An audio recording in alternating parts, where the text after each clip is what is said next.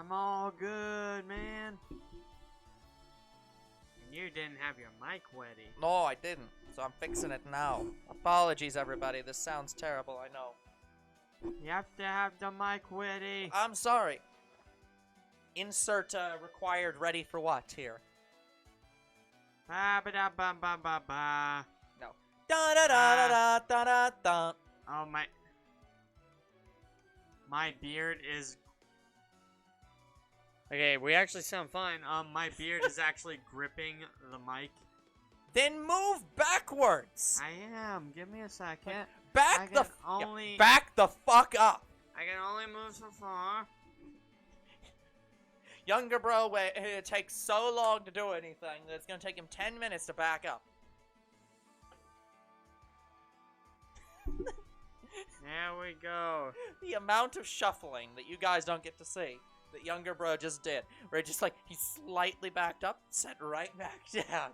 I didn't just stand up at all. Well, no, but you leaned forward, you just pushed it back just a little bit, and then sat right back down. It's just like it was so little movement. Yeah, at first our mics, I thought our mics were going to break again, but then it just fixed itself. Oh, don't worry, it'll break itself later. So it's guaranteed. I'm assuming it's still working. It's probably not. So anyways, hello people, it's us 2 Bros Game Night. I'm your host, Younger Bro. I'm your other host, Older Bro. And we're back shiny hunting for some Rookidee. Yep. Alright.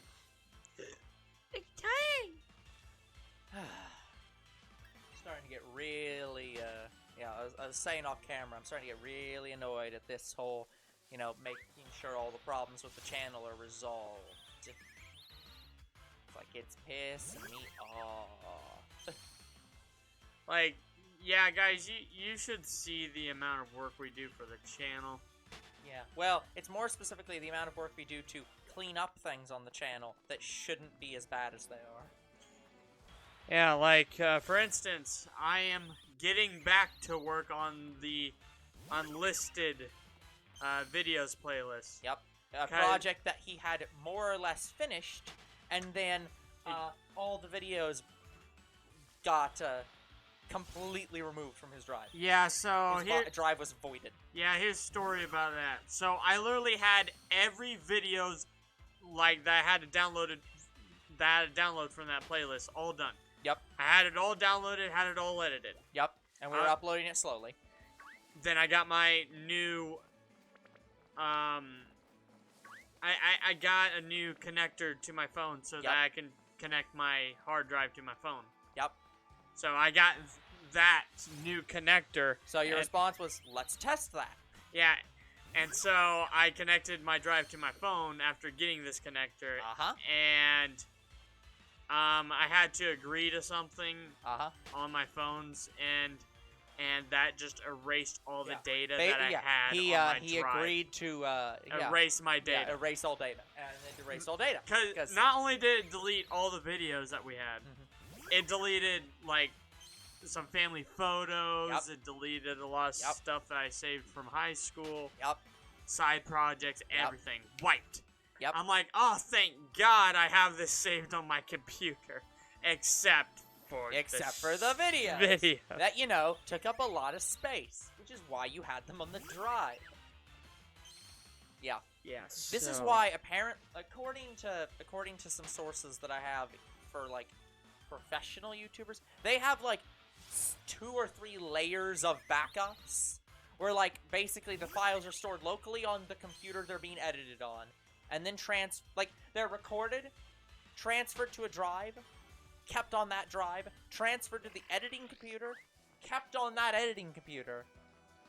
The edits and stuff are then also transferred to another drive. Hello, Void! And then they are transferred to the computer that they're being uploaded from. Yeah, now before they have like 3 layers of backup. Now before I forget, we have had some donations. Yes. Because of last stream. Not monetary donations. Yeah, because of last stream, a viewer named Steven, he wanted to donate, and also he wanted to have a couple of the extra Pokemon I have. So, before I show off what I got from him, I want you guys to know that I have... Let me just get you a better Victini. Boyd, we already have a good enough Victini. Anyway, I just want you guys to know I've majorly updated my Pokemon list. It's called the Pokemon list and not the Shiny list now, because apparently when I was trading with Steven, I didn't think to make a normal Pokemon playlist at the time because I thought I was just going to be trading Shinies. And yeah, he made me have to catalog all my normal Pokemon. And guys, the only normal Pokemon I don't have is Melmetal. Melmetal, that's it. Something's missing from this game. Mr. B, what is missing from this game? Sorry. Outside of a few forms, Melmetal is the only Pokemon I don't have. Anyways, so, continuing on, let's start with, where is it? It's in here somewhere. I should have just kept them all in a box. I mean, Mr. B, I think I don't know what's missing right now. I think you're going to have to inform me. Where is it? Oh, right. It's a numbered Pokemon, isn't it?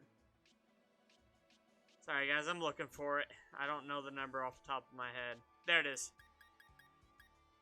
Okay, so we got a shiny Noivern. It starts with W, and it's your best friend. Anyways, I only accepted this trade because the only way to get Noibat and Noivern is in the wild area, I'm pretty sure. No, I don't think I know what you're talking about, Mr. B. I'm sorry. But anyways, I got level 100 shiny Noivern. So, not only did I get that, but I also now have every Ultra Beast. So I am laughing and smiling, Mr. B. If that's not coming across in the audio. Anyway, so now I have a Pheromosa, I have a Guzzlord, and I got a Bucephalon. Sorry, I was teasing Mr. B over here. I was not paying any attention to what the hell you were saying you had. We have all the Ultra Beasts, and I got a Noivern. Okay, gotcha. So, yeah. All Ultra Beasts are done. I'm happy. I also got an extra shiny, not extra shiny. I got extra original Magearna. I accidentally traded a shiny for this. I gave you all of this. What the fuck? No. You only traded me Celesteela. I mean, you can figure it out. It has the original trainer in here. I'm assuming, Void, you have yourself as the original trainer, right? I don't think it was Nagandalil, was it? No, that was me. Apparently he gave you Formosa, not Nicolago. No, Steven traded me the Pheromosa. Alternatively, he has 2 Pheromosas in here.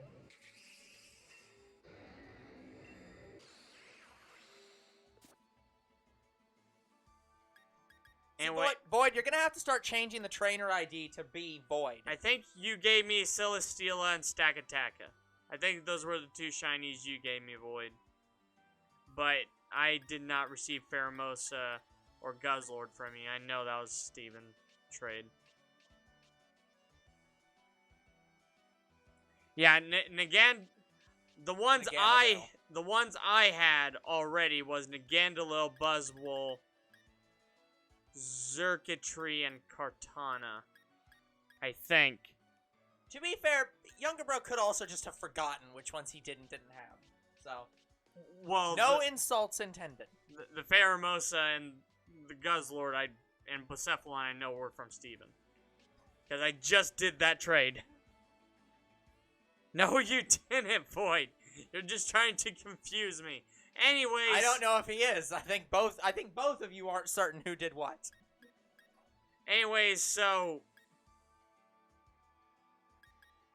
I've also cataloged all the extra Pokemon I have, guys. So if there's to be fair, a Pokemon Mr. B, have you heard? Yeah, to be fair, Mr. B, have you heard my my diatribe about the Ultra Beasts? Because I'd argue that's not a problem at all. Anyway, if there's a Pokemon you want from me, go look at the list. All my extras are on there, so just tell me what you want. Okay, let's get back to the hunt. Before I confuse myself more.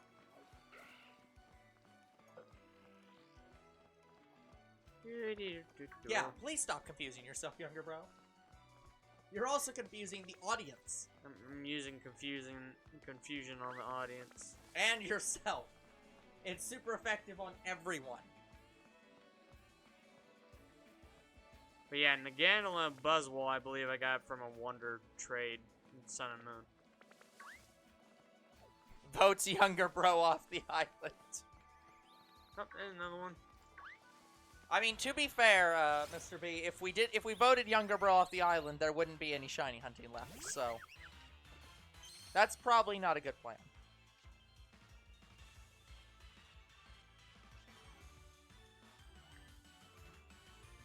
Are you offering me an Eternatus Void? I believe that is what he is saying.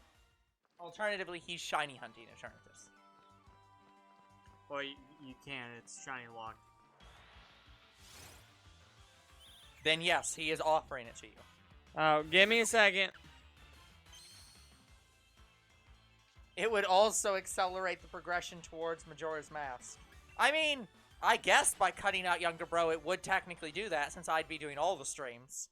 But I don't think that's a good idea. Okay, let me... See, the problem is, Mr. B, I Wait, would be hold on. taking... Yeah. The problem is, I don't know if it auto-connects to apparently it. Void says you cannot trade on stream with him. We should be able to. I think he's saying I think it's he doesn't want to be Okay, shown off on stream.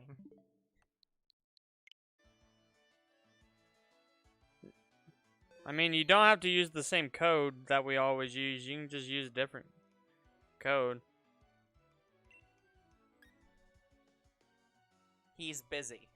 Then why is... Because he's busy getting the thing! I thought he was ready for No! Oh my god. I thought that's exactly what he was saying. He's like, I'm ready. Yeah, I have a Eternatus for you. I thought he was saying I'm ready to trade now. Oh boy, it's fine. No, he says he has one and will trade it to you at another point in time. That's not now. Now that the more confusion's gone out the window. You've already been voted off the island. We can't vote you off again. But anyway, okay, we'll schedule a day when we can trade. But I'm glad the shiny Eternatus trade is working, if it actually is. Yep. Because guys, like I said, I do not like the concept of shiny lock Pokemon. I hate it. Yeah.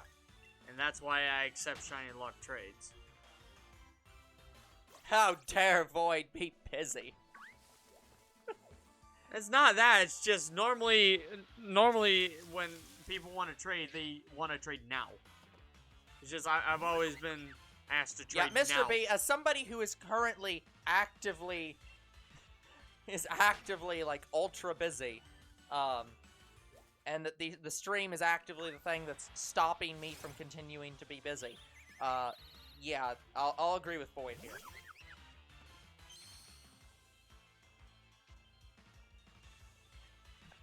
Why does it keep doing that? Like, I have less than 2 months until April 1st. Like, I am on the warpath right now.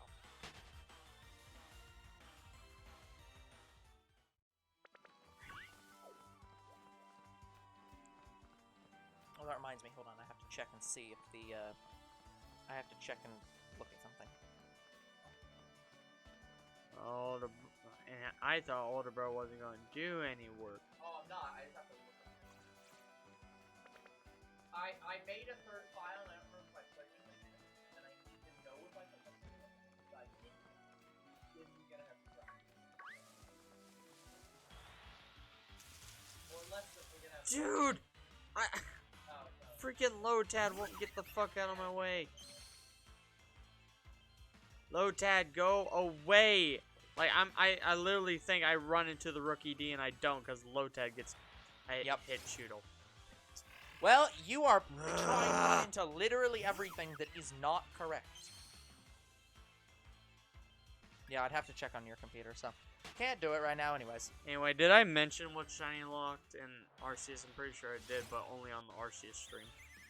Oh, yeah, you said, well, yeah, I don't think you said it here, because you just said it the last video. Yeah, guys, so I fucking hate Arceus with the Shiny Lock Pokemon, because literally, outside of maybe their new Legendary, which I know they have, Which I don't know they have. Yeah, they should not be Shiny Lock. Like Heatran, Regigigas, I don't know. Basically every Legendary that's in. Yeah, because, like, okay, maybe Arceus I understand, because it's a mythical, like, but still, whatever. Didn't they give out a shiny Arceus? I'm pretty sure they did. I don't remember at this point.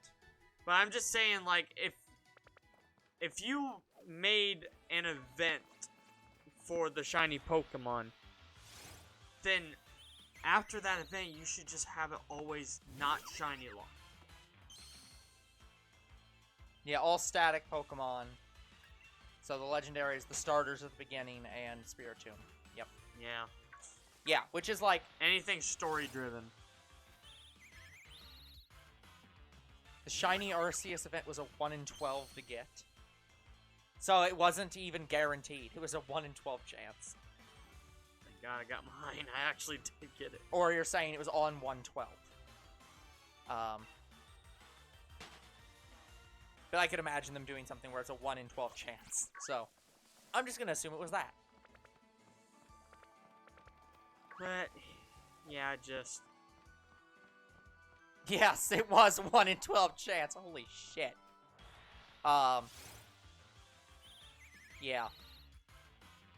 But yeah, like, I'll agree with Younger Bro, though. If you have a game where you have a shiny or a legendary from a previous game, and you're not creating a new form, there's nothing new about it, it should always have the ability to be shiny, if the shiny for it has been released already. Yeah, because... like the legendaries in Brilliant Diamond and Shining Pearl are not locked. Yeah. It's like, if they're not locked in that game, and there's no form difference in this game, they shouldn't be locked. Like, that's just stupid.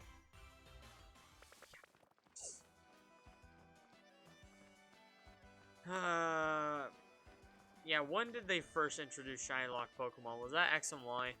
I'm not sure. I'm pretty To be fair, I don't think I was ever aware. I don't know that I ever, until relatively recently, I don't think I ever even knew if they were shiny locked or not. As a, like... that guy's like... so Mew, yeah. So Mew and Brilliant Diamond Shining Pearl shouldn't be shiny locked. Mew is weird because it's a mythical. Like... oh yeah, those were the only ones I forgot. Like, yeah, those... legendaries specifically. Hello, Croc. How you doing? Trade Pokemon in Brilliant Diamond Shining Pearl Shiny can't Lock be started in shiny Gen 2. locked. Holy crap. What did they shiny lock in Gen 2? Probably well, I guess the birds. Celebi. Well, Celebi wasn't even in the game, technically. But yeah, I'm just saying, I think it started becoming a big deal at X and Y. Yeah. Because that's, well, I say that because that's the first time I heard of Shiny Lock Pokemon. Playing Yu-Gi-Oh! With a friend and he might get mad. All trade Pokemon are I'm getting real pissed at Twitch, where it keeps going into a weird window mode, and I don't want it to do that. I'm not trying to do that. That's... all trade Pokemon. Oh, like all the ones that were coming from the old game? I think he's saying trading with the NPCs. Oh, okay, trading with the NPCs. That makes sense. Gen 5 was the start of shiny lock mythicals and legendaries. Yeah, like mythicals, most of the mythicals they haven't even released shinies for, officially. Or when they do, they release them very obscurely. So, like, mythicals or whatever, but, like, in-game legendaries that you can catch... basically, if you can catch the Pokemon in the game, which I know, again, mythical doesn't... they need to throw out the concept of mythicals, because mythicals don't mean anything anymore. Literally, the whole point behind Mythicals originally was you cannot get them in the game ever. And then they just kind of stopped doing that when they just made Deoxys available in-game. Yeah, Deoxys is a weird one. Yeah, where it's a mythical Pokemon that they just put in the game.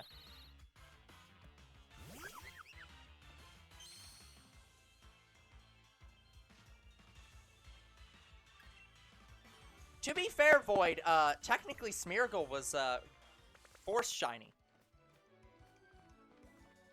Yeah, Smeargle, Because they changed the sprite, so the one in that game is actually the shiny sprite.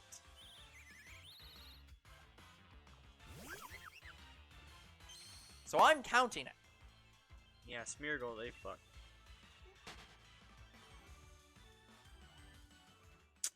Oh, I hate. So yeah, every time I close and open Twitch, it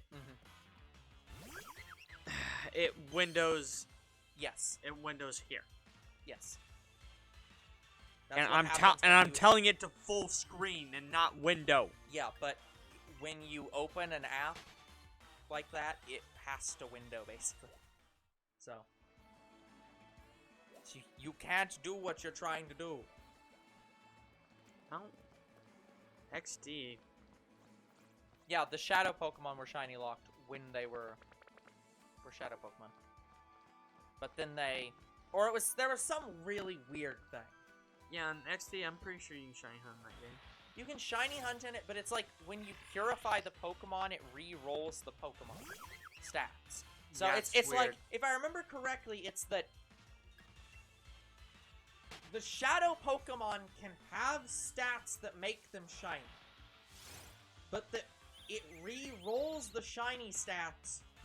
I think it re-rolls like all stats when the Pokemon becomes purified. So it's like, even if it was technically shiny before, like while it was Shadow, it could become not shiny, and vice versa. So it's like, it's really weird. So I remember seeing like descriptions on how that game's shinies work, and it's very strange. So I wouldn't recommend trying to shiny hunt in that game, basically. It's not viable. Yeah, besides Pokemon Go, I refuse to shiny hunt any of the side games. Yeah, except Arceus, depending on if it's a side game or not.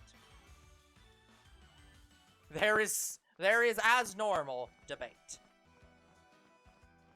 Yeah, I don't know what I think it's gonna depend. I think it's gonna be, whether it's a side game or not will depend on what the next mainline games look like. If they look like Arceus, then it's gonna be a main series game. If it looks like the normal Pokemon games, it will be a side game. Or potentially its own, like, side franchise. So it's like, I don't know. It's weird.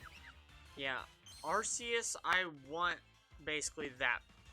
It's like when Let's Go Pikachu and Eevee came out and people were trying to say that was a main series game, and I'm just like, oh, fuck right off. You are idiots if you think that's a main series game. It's literally a remake of a remake. Oh. And the remakes aren't even technically main series. Brilliant Rookidee. Like, Fire Red and Leaf Green is not really a main series game, guys. It's the remake of said main series games. It's like, Let's Go Pikachu and Eevee certainly wasn't. Yeah, I kinda... Pokemon is weird right now. I kinda hate the fact that they do one thing, they try it, and then the next generation they just stop trying it. To be fair, it's because they're Pokemon. Like, Pokemon is very afraid of the fact that everyone loves their games, and they don't know why everyone loves their games. So they just keep trying to make minor changes and see what makes people happy and what pisses people off. Yeah, and Arceus made... Oh, boy. Yeah. They made so many changes. Yeah, it's Arceus... complete and that's change. what... And I think that was Game Freak's plan. It's they've made this game, and basically they have the perfect chance of, like, well, we're going to we're going to drastically change the whole game formula. Completely different. Yeah, what if But it's a side game. Unless you really like it, in which case it'll stop being a side game. Yeah, what if we make Pokemon but open world? And again, it's not even really open world. Like, it's just, like, very expansive. Arceus is probably the most, like, open world it's Pokemon game. It is the closest it is the widest expanse in that you can do the most free roaming. And again, it has side quests. Please add side quests to the main games. That way, when I go into everyone's fucking house for items, I don't waste my goddamn time 99% of the time. Yeah, just talking to hundreds of people trying to see who has items. Yeah, again, just why is it you don't make the trade things? Like, hey, would you go catch this Pokemon for me? I'll give you this cool thing if you do. And that's what they are sort of doing in Arceus. Yeah. Like, by the way, did I ever mention last episode that I did get all 30 balloons? I'm pretty sure there's only 6 balloons games, but okay. No. You know what I'm saying.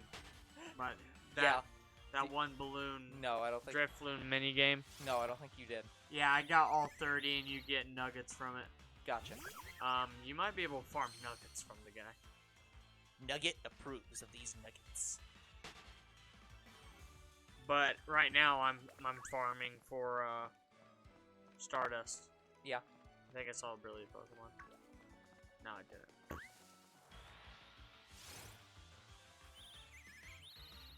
Sorry if I sound out of it, guys. I am. I just took my medicine. It's Younger bro is currently being medicated to fix his issues. Yeah, sciatic nerve problem. Yes. That's why he has been in a lot of pain recently. So. Yeah, so I'm hopefully this problem will go away over time. Hopefully within the next 30 days. Like, I'm still waiting. Alternatively, like, what was it, William Henry Harrison? You'll just suddenly die. The guy was dead in 30 days. How about no? But, yeah, I'm waiting on, my x-rays to come in. Yeah. I really hope, like, I didn't tear something. Yeah, tearing things, not good. Because here's the thing, I can still walk. Whole things, good. Yeah, I can still walk, so that tells me it's not that bad. Yeah, but if you tore something, then you'll probably not be allowed to, like... walk at all. Yeah. Probably not that you won't be able to walk, but you will probably be told, like, no driving, no operating heavy machinery, no strenuous activity, and basically stay home. Yeah, and my work's probably not going to like that. Well, there ain't much they can do. It's like, here's my, I mean, you're technically not full-time, but you're basically like, here's my effective workman's comp. Fuck off. Yeah, I literally have to go get a note from my doctor and take it in to my work in order for them to give me a pass. Yep. And, yeah, they are fucked if I can't come in. The boss might actually have to, stay in his job for a while. Like, I almost want to go to my store manager and tell him, I will refuse to work if you don't get me help. But at the same time, I'm like, I don't want to do that because there's actually no one applying for our place right now. No, because they don't pay enough. Like just to give some context, and I'm sure people are very tired of hearing about this, but we haven't talked about it, so hopefully you will be okay with it for a little bit. So there was a tweet out today that a lot of people were getting pissed off about unnecessarily. So the post was about, if I remember correctly, it was $40,000 basically, salary to work at a Panda Express per year. So, okay, or it was, $39,000 specifically, but they just rounded up to 40K for easy messages. But yeah, $39,000. A person responded to this, so like, I am a professor I am a college professor, and I only make $31,000, and I'm salaried. And people are getting like super pissed off, being like, well, obviously the person working the general manager at Panda Express is has a harder job. And it's like, guys, you're missing the point. The point is that the teacher is being massively underpaid. Same thing here. You are being massively underpaid. There's a reason no one's applying to you, because you aren't paid. You're not getting paid enough. Yeah, like my store just had a massive walkout. Yeah. Like a lot of people I knew walked the fuck out. Yeah. They actually found better jobs, from what I understand. Yes. Because again, you aren't getting paid well enough. My work's having this. Well, not necessarily walking out, but my boss just left. Like, he just left, completely left. He left or retired? No, he left. He went out, he like put in his 2 weeks and left because he's like, basically because we don't get paid enough. And you know it's bad when the boss is like... Yeah, and we already had his boss retire. So we have no manager. Literally, the manager retired. The guy, my boss, who was becoming the manager, or was the new manager, retired. And the assistant manager is going to be the manager at a different warehouse. So there is actually no management at my warehouse. Yeah, there was no store management for my store for a while. And then... there's just no management. And it's like, because everyone's either going somewhere else or retiring. Yeah, one of the night managers is running it for me right now. Yep. It's like... Yeah, I forgot you could whistle. It's... Yeah, because I'm pretty sure my friend, who I knew from school, he quit last week. I think he's going to work at a local Boost Mobile or something like that. Uh-huh. He said he's getting paid like $12 an hour, and here he was only being paid like $9. Yeah, and that's nothing. Like, that is quite legitimately nothing. It's still nothing for 14. Yeah, it's still nothing. Like, right now, I could top out at 14 where I'm currently working, and I only make 9. Yep, I make 14. And I'm going for management, where I probably won't make over 20. And again, none of that is much of anything. McDonald's is currently, like, offering over $11 an hour. Gas stations are offering, like, around $11 to $15 an hour. What are you apologizing for, Croc? Sorry if I'm taking that much. I'm a bit confused, Croc. I'll agree with younger bro. Are you saying I apologize for not talking too much? That's fine. Yeah, that's perfectly fine, Croc. It's like me and older bro are discussing our work problems right now. Yep. Like, the only benefit I have to my work is that I can make time for this. That's true. That is fair. Like, that's the only thing I love about my work. Yep.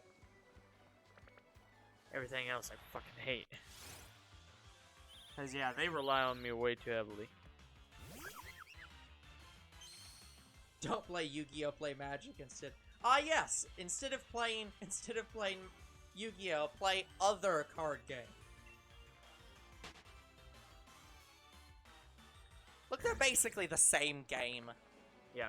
The only reason I would get in the Magic... Unlike Pokemon, which is the same game as Magic. The only reason I collect Magic cards is because I know Hatsune Miku is doing a collab with them. That's it. Those are the only cards I'd collect. Guys, if you haven't figured out that Hatsune Miku is Younger Bro's kink, I don't know how it's brilliant. How you haven't figured that out yet. It's not even that. Like, I like Rin more than Hatsune Miku. I was meaning the franchise, less than the character herself. But I will have to admit, Hatsune Miku is like one of my top 10 favorite things. Yeah. Now, if you could, here's the thing: if Younger Bro found out that Hatsune Miku and Jurassic Park were doing some kind of crossover, I'm pretty sure he would go into a coma and never wake up. I would be on the first ticket to whatever game studios. I don't know what the hell this is, but I'm going to pay infinite money for it. Dude, it would be like a dream come true if, say, I met Hatsune Miku's voice actor, and I asked her to play a Jurassic World game. That's actually a good question. Like, I'm assuming Miku's voiced by somebody, but like, well, she has a singer. And a voice actor. I don't know if they're different people though. They probably are. Because she has a voice actor for the anime stuff she does, and there's a singer. But I'm just saying, I don't know if. I don't know about the AI. I'm pretty sure they also have a voice actor. Yeah, that's what I was gonna say. I just haven't looked. It's weird. It's weird thinking about like an AI having a voice actor, because it's like. I haven't looked into. Because I don't know how Cortana works. I don't know if that actually has a voice actor specifically. Cortana from Halo. Well, the one that's for Windows. Oh, okay. I was about to say, if you're talking Halo, then yeah, that definitely has a voice actor. Well, no. Okay, so for context, Windows Cortana is the Cortana from Halo because Microsoft owns Xbox, which owns Halo. That's fair. So they're the same Cortana. But yeah, she has a voice actor. But it's like, it's weird thinking about like the Windows. Yeah, I can look it up right now. It's like Siri. Like, it's weird to think of, like, Siri having a human being actually voice Siri, because they sound so robotic most of the time that it's like... I don't know. You're about to get hit by a squirrel, but... Yeah. Never mind, they're going away.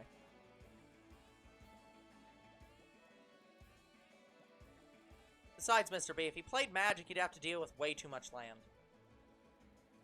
At least Yu-Gi-Oh! Doesn't have land problems.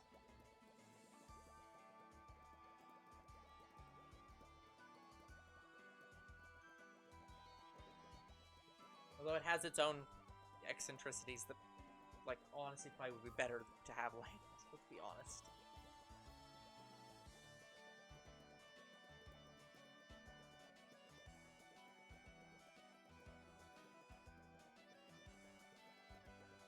There's a voice actress, but I can't find song.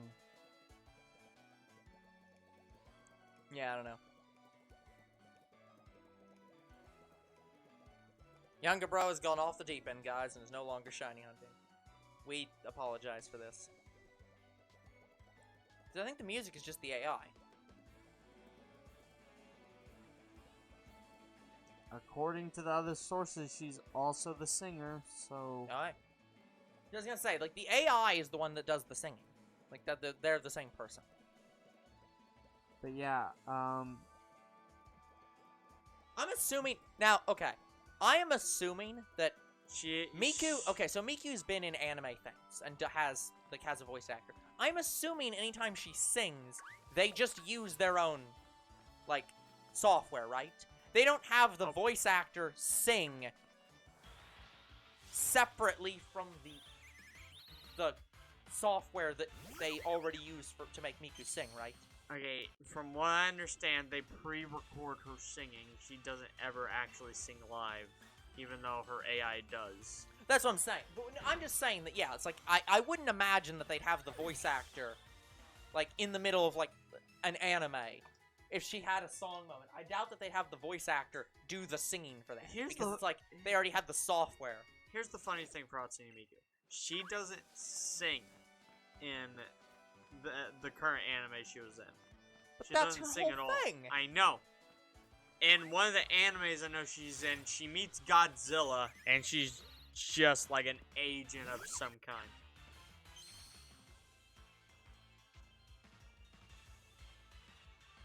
Is this one of those things where, because they were talking about this, somebody was talking about this, and thank God this failed, but somebody was trying to do a project where they made a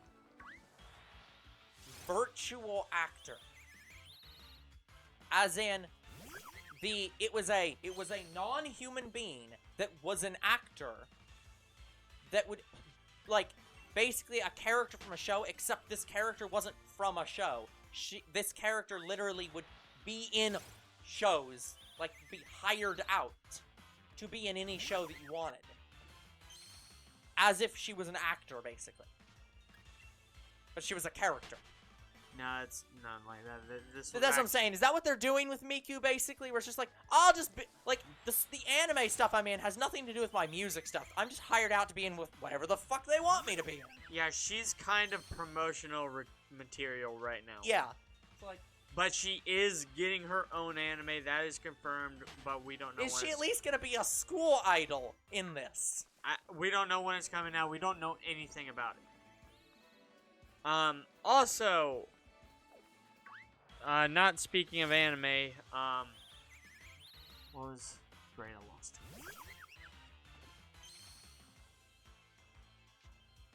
Right. So, speaking of anime, remember how we didn't know when an English version of Miss Kobayashi game coming out?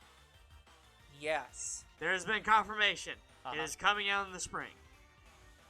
But not the same day. Not the same day. Okay. That studio, fuck you.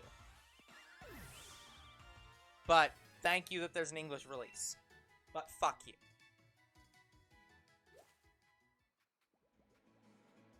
Like, it does actively piss me off that companies still do this. Where they still have games that don't... Like, I'm not asking for, like, it should release in every single country at the same time, all the time. Like, I'm not saying that a studio needs to create languages for every single fucking... I'd say have a release date for both the English and the non-English. Yeah, like, it's... Game studios know that the English market is their second, if not first, biggest market. And there's still this, like, but we're gonna release it in Japan and see how it does. It's like, no, fucking stop doing that. Release it in Japan and English. Sorry. Release it in Japanese and English at the same time. Yeah. And then add other languages. So we don't get a situation like we have. Because, guys, I have the Japanese Konosuba game, Love is a Tempting Attire. I have that game. Yep. And I believe it has English subtitles or even English voice acting, but it's in Japanese. That game was supposed to get an English release. Yep. It was supposed to be last year spring. Yep. That didn't happen. And it hasn't happened. Nope. It's been getting delayed heavily, and honestly, I don't think it's ever gonna come out. Again, I'm pretty sure that the Japanese version probably has English subtitles or even an English voice acting. But I can't find any evidence of it. I mean, you own it. Just open the game. Find out. We'll find out when we play it. Yeah. Just like, you're allowed to test if something works or not. Yeah. Like it has certain features before we do it on the channel. You can always just delete the save file. Yeah, would you believe that there's not a lot of playthroughs for Japanese games on the English YouTube? Yeah, would you believe? But here's the thing. I thought with YouTube, you have it set to where you can view all videos all over the world.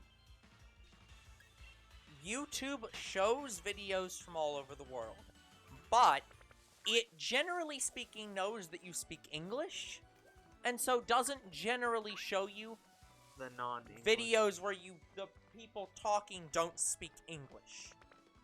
Unless you're like, unless you are like multi-language and you watch several videos in both languages, then they'll start showing you like Spanish-speaking videos or whatever second language you have. I actually don't get Spanish. I get, for some reason, German.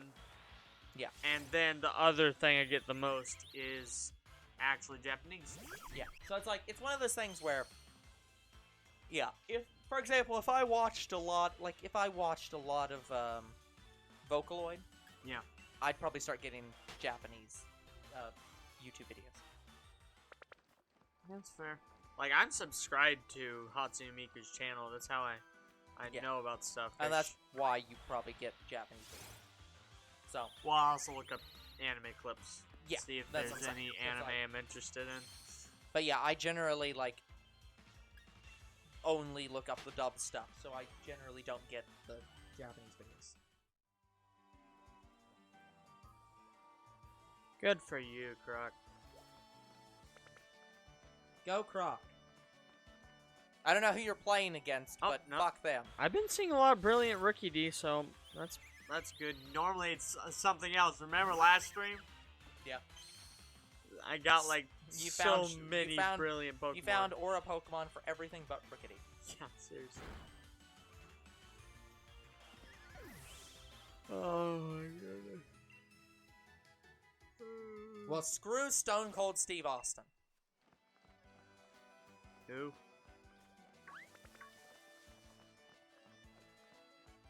Croc, should I be mad or should you?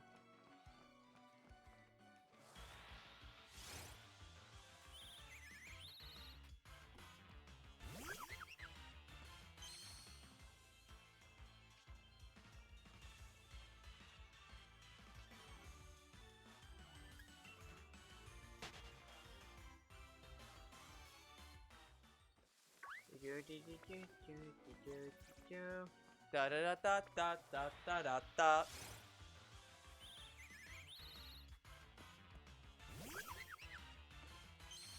I'm kind of out of it right now. That's fair. It is. Well, I mean, it is. I mean, it's not late, but you know, This is the days where we, you know, relax and don't say a lot and just talk with people. We're very relaxed. I took my medicine and no, that also, yeah, and your medicine also doesn't help. So. Yeah, my medicine, it doesn't make me drowsy, but it relaxes me. Yeah. And it's a muscle relaxant, which is also a relaxant.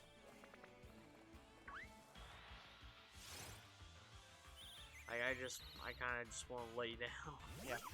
I mean, look, if you can't do the stream, like, we can just do that. Not that. We don't have to do that. Like, I'm not to the point where I'm, like, batting my eyes and I'm falling asleep. Because, guys, it's actually kind of hard for me to fall asleep. Yeah. Like, once I'm up, I'm usually up. Well, if younger bro falls asleep in here, I'll probably not be able to get him to his bed, so he'll just have to sleep in the chair. Sleep in the chair all night. That is not happening. Well, I don't know what else I can do. I can't really move. I'm not like my father, where when I just nod off in the middle of like a movie or something. You aren't yet. That's true. That's probably gonna happen in the future. I'm more like my father than I think. Yeah, that's a sad state of affairs. Let's not go into that. I mean, my beard says it all. No, I don't think it does. Yeah, I haven't shaved because my leg. I just can't stand in one place for too long. Yeah. Like, oh no, how dare you. Unless I'm doing something, like I have to be like doing the dishes and keeping my mind off of it. Because shaving doesn't keep your mind off it enough. Nope. I'm too focused on it. Well, at work with the dishes, like I'm moving between like 3 sinks. Yep. So I am constantly moving, but with shaving, I'm not really moving too much. You're standing still. Standing and waiting.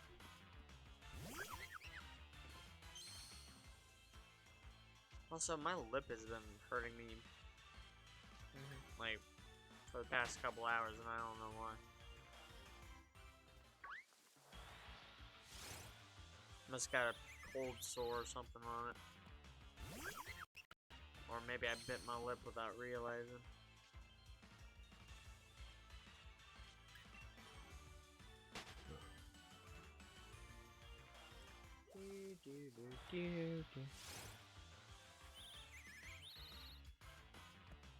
Yeah, the point where I call it stream is if I feel sick, and I don't feel sick, I just feel exhausted. But that's because of the medicine. And I don't know how long it lasts, guys. So it could last an hour and I'll be fine. Yeah. I mean, we'll probably end a little bit early anyways, so we end around 12:30, but no. I mean, we kind of started on time tonight, didn't we? Yeah, a little. Yeah, guys, I've been recording some mobile stuff on Saturdays. Normally, we record the anime and just do a 20-minute video, but I just did like a 30-40-minute video. So we started a little late, but we're trying to not do that. Like, I only was recording mobile stuff today because of some of my friends. They could only play on Saturdays, but they can't play the game anyway, so I changed the schedule. So next week, we should start more on time for Saturday for shiny hunting.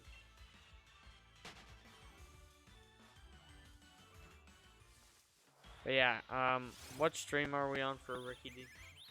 I believe this is like 7. No, I'm way off. It's like 5. Maybe 6. I don't remember if I fixed the number. I probably did. I'll check. Oh, another brilliant Rookidee. Wow. Still not shiny.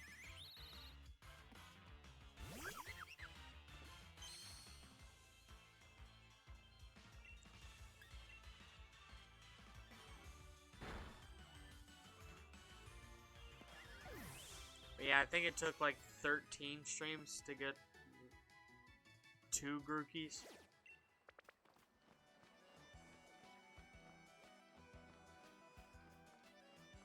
So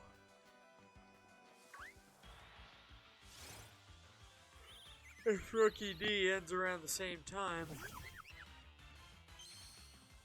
then I will do this for some hunts. Also, I don't know if I'm going to shiny hunt in the wild area. That's why I accepted the shiny Noivern from Steven. Because I might be egg hunting those Pokemon.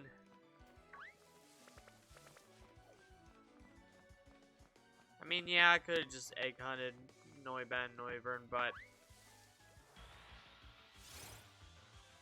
I guess I just was offered a shiny level 100. I'm like, sure, why not? Like, guys, I need to get rid of my extra Pokemon, okay? That's why I took the trade.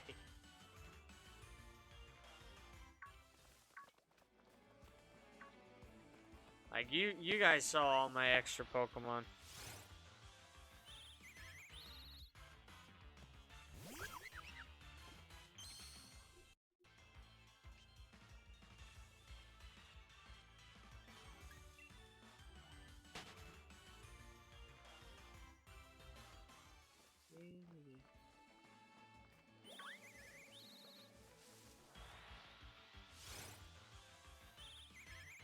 Rookidee. He's a good shiny Victini.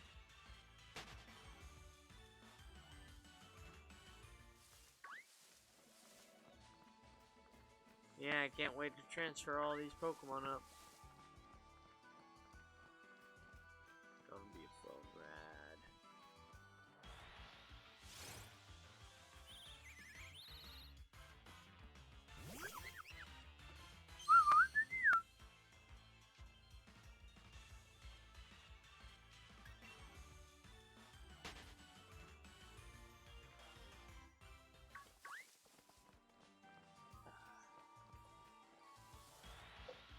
Yes, I am out of things to drink as usual at this time. Hey, this is why I came prepared. Sorry, you're gonna have to speak. This is why I came prepared. To be fair, I tend to come prepared and then tend to not have enough anyways. You have to have 2 drinks. I can't bring 2 open-top drinks. And then sip a little. Only sip, don't do full mouth drinks. I do not need advice on how to drink my drinks, thank you very much. People say I got a drinking problem. Yeah, that's why you're so exhausted. That ain't no reason to stop. That song, if they're like, I'm not a fan of book like the all the bannings of books that's going on right now. But I think if there's anything that does need banned, it's that song. Why? For its inappropriateness on alcoholism.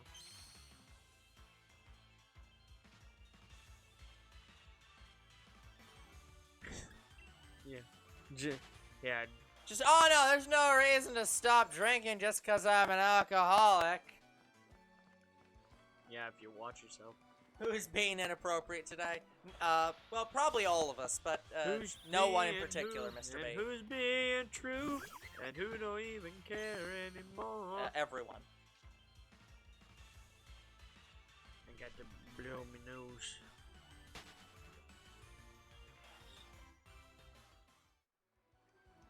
One of the truths of the world. Everyone's inappropriate.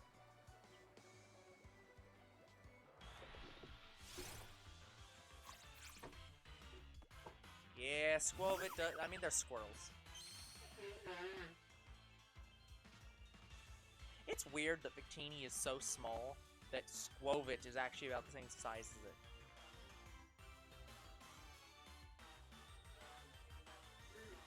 No. My apologies that I haven't taken out the trash since the last time you were in here a few hours ago.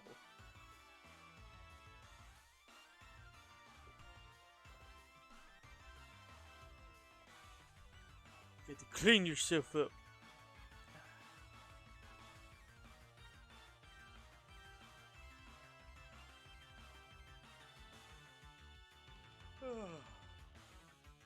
Alright. Very tiring. Yeah, sorry guys. Hello, Lunch Baggy. Lunch Baggy, hey! Welcome to the Shiny Hunt stream where Holderbro and I are very tired. Yes, we are very tired. Tired of this shit! Tired of not having the shiny, and also just actually tired. Yeah, and I slept in a little today. Yeah, I actually couldn't sleep in today. Yeah, you have so much work you have to do for the channel, you know? Oh no, I just couldn't fall back to sleep. What?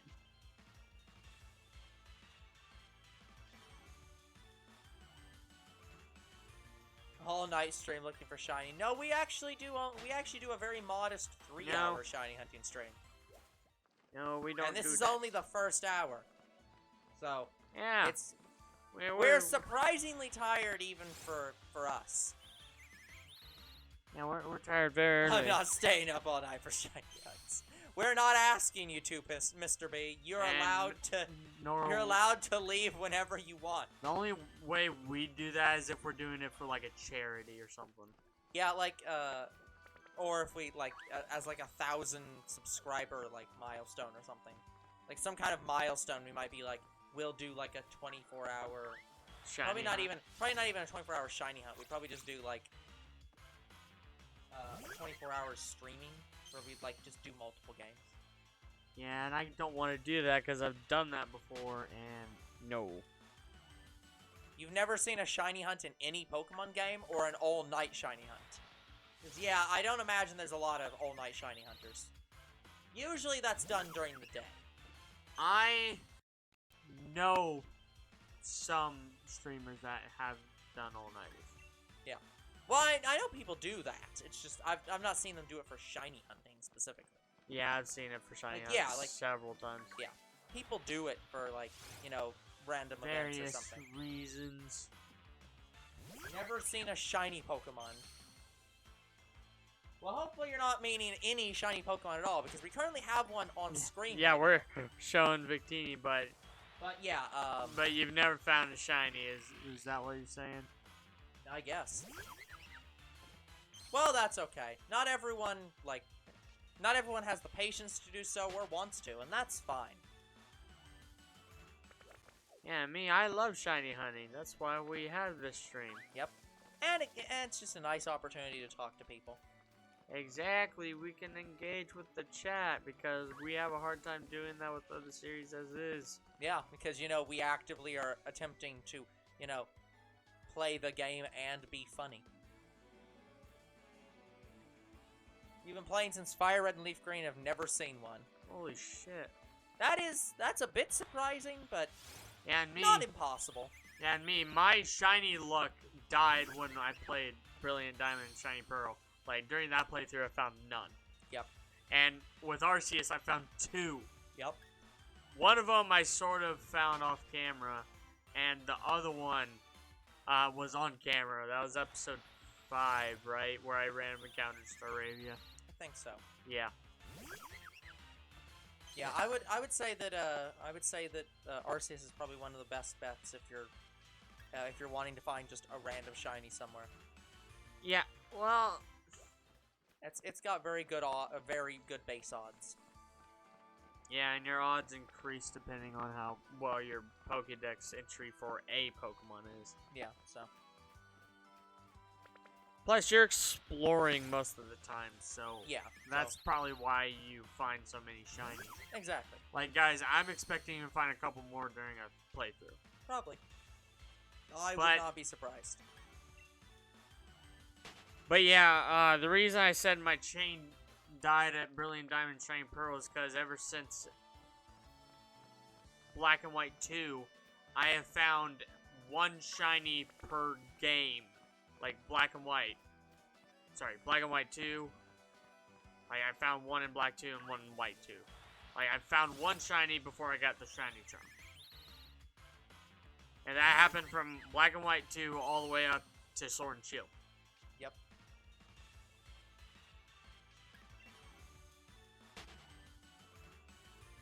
And I don't even remember really too much what I found in Black and White 2.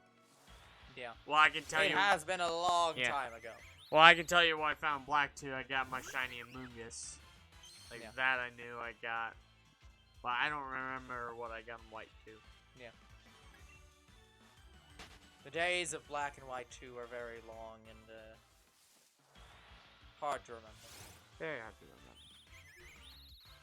I got a lot of shiny stories. That you do. The many stories that you say over and over again, because there's always new people that have not heard them. Yeah, because, again, my best shiny luck was in Omega Ruby and Alpha Sapphire, where I found 3 shinies before the shiny charm. And Arceus is a contender right now. Yep. Guys, I'm up to 2. I'm waiting on my third. Yep. Yeah, Arceus was just like, oh, you didn't find any shinies during your Brilliant Diamond Shiny Pearl playthrough. We're gonna just help you with that. Oh, absolutely. Because, yeah, I did play Brilliant Diamond off camera and didn't find any. And I played more Brilliant Diamond than I did Pearl. Yeah. Because, guys, I am sort of going to record some of the post-game stuff. I'm still not catching the legendaries. Like, anything in Amethyst Park, I'm not recording. Because it took me almost 2 weeks to get all the legendaries in Diamond. Yeah. Yeah, that's a lot. It's because you need either 3 of this one special little shard, or you can get 1 giant shard, and it will also give you the same item. Yep.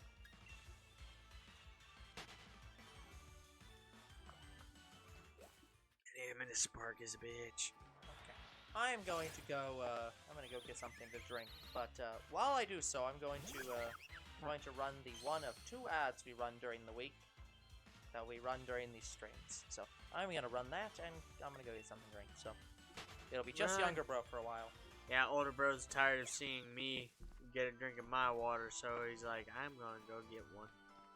Well, you have to remember that I also am the only person who's heard all these stories multiple times, so it gives me an opportunity to not hear them for once.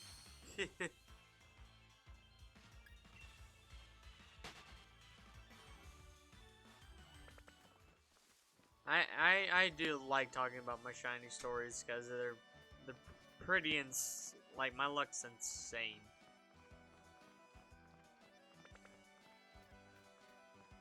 Well, unless it's Brilliant Diamond Shiny Pearl, then my luck died. So my shiny streak has restarted with Arceus, and it depends on what the next games are gonna be. Like, are they gonna be just like Arceus, or are they gonna be something new? I had a bet they're gonna do Gen 9, and it's gonna be either Sword and Shield style or something completely new. Because, honestly, to me, Arceus is what I wanted for a Pokemon game. I wanted basically an open world Pokemon game, and Arceus kind of gave me that. Like, there's still scripted events and everything like that, but so does, like, Assassin's Creed Origins. Like, I know it's hard to compare Pokemon to Assassin's Creed, but they do similar things with their story mode.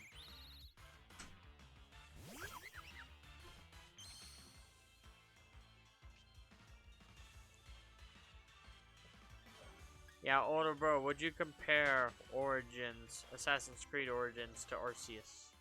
In what regards? Open world and how they do missions. No. I mean, not really. I'd compare it much more to Breath of the Wild, because that's what it's basically yeah, it's based on. Pokemon or Arceus. Yeah, I would not, here's the thing.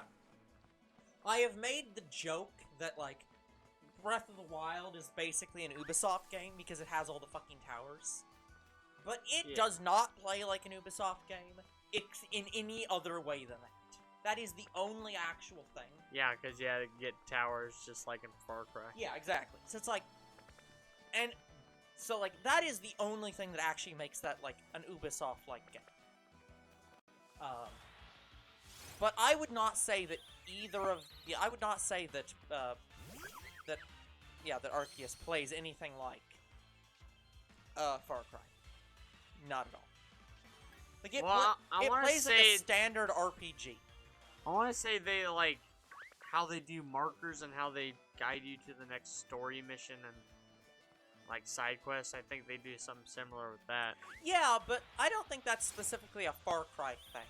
Like, having markers that guide you to the next mission has been a thing for, like...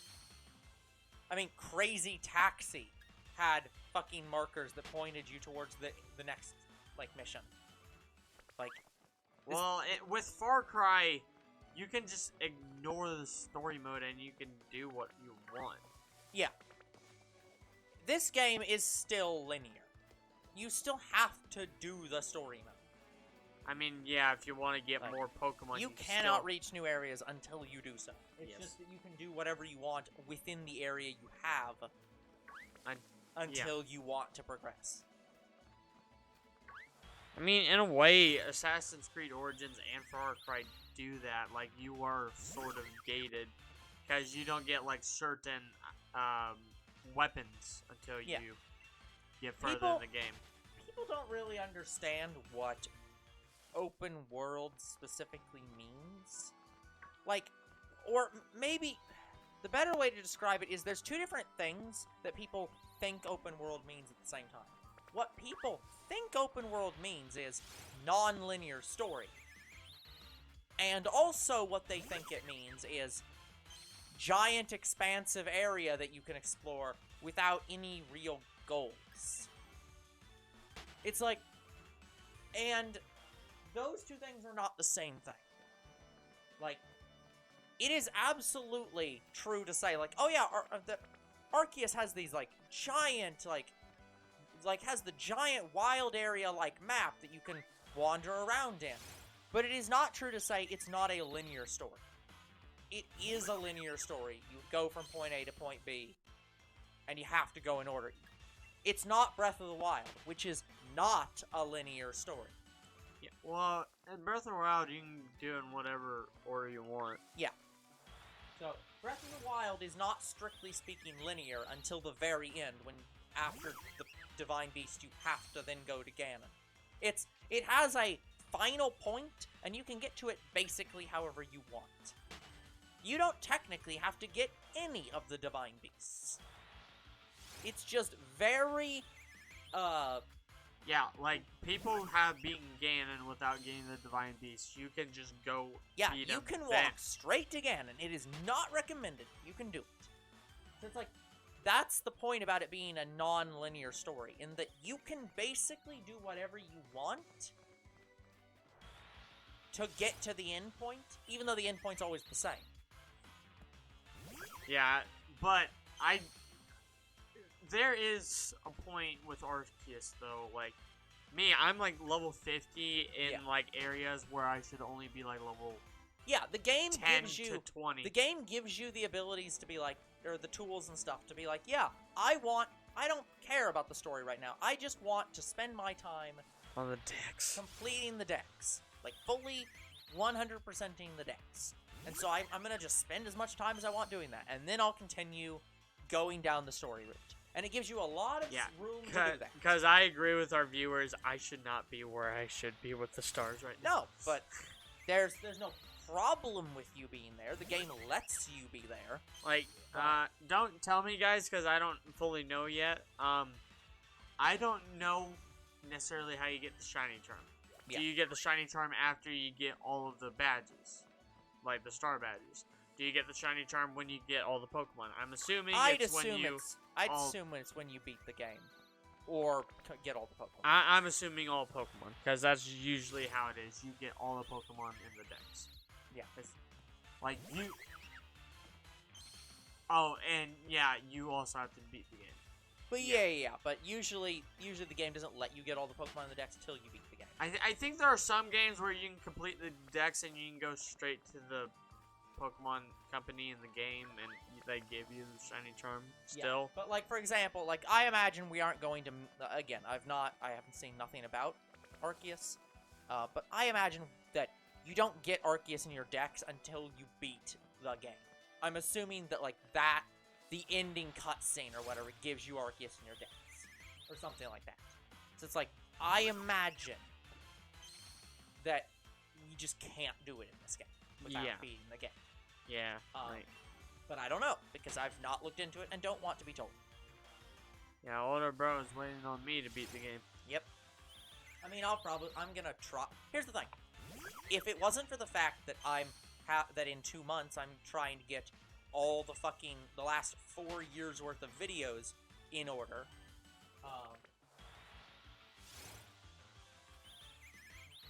yeah, that'll be about 6 to 8 months. I don't think it'll be quite that long. With how much work he's done off camera, it won't take that long to beat the game. But yeah, if we're talking about like the Pokédex. Oh, to complete the Pokédex and get the shiny charm. Well, I'm saying like completing all the tasks for the Pokédex. Like that's yes, probably... you're wanting to get every single checkbox done. Yeah, that's probably what's gonna take. That might take a while. But again, he's doing a lot of it off camera, so. Yeah, I'm not doing it all on camera. Like, if I did all of the stuff we're doing on camera... Yeah. Oh, boy. The only thing I expect is that you're gonna get, like, when I was expecting that you'd get every, like, quest and side quest on camera. Yes. That you're doing, and that basically anything that is story-related, I'm doing on camera. Yeah. I am also collecting the wisps off camera. Yeah. Because I've been accidentally collecting them. That's fair. I wouldn't get Spiritomb off camera. No. Like, I am basically not progressing in any side quest besides, collecting the spirits or whatever. You can get the wisp, but don't collect complete the quest. Yeah, but I cannot, like, go talk to the girl until I'm on camera. Yeah. Yep. That's fair. Yeah, I think the game will take much less time than that. But yeah, it's... What was I talking about? Well, I mean, at the rate we're, like, dialogue reading the game, maybe it might take it a little bit. We're honestly not going that slow in dialogue in this game, surprisingly. But yeah, anyways, so yeah, all that to say, to talk about another open world games. Yeah, it not be shiny. I would definitely not call... it would definitely not call Arceus as like a Ubisoft style game. It's definitely like a Breath of the Wild style. But it is the closest we've had to an open world like Pokemon game. Besides Go. I think. Yeah, this. Go is just Pokemon in real life. I want to call this the most expansive Pokemon game. In that it's not necessarily the region is the biggest, but the region feels the biggest of any region. Because because unlike most regions just have very thin paths you can walk on. And in this game, it's like, no, the entire map is the wild area. It's just you go in this huge, expansive area, and you can just go more or less wherever you want. So it feels a lot more expansive than any other Pokemon game, because there just isn't narrow paths.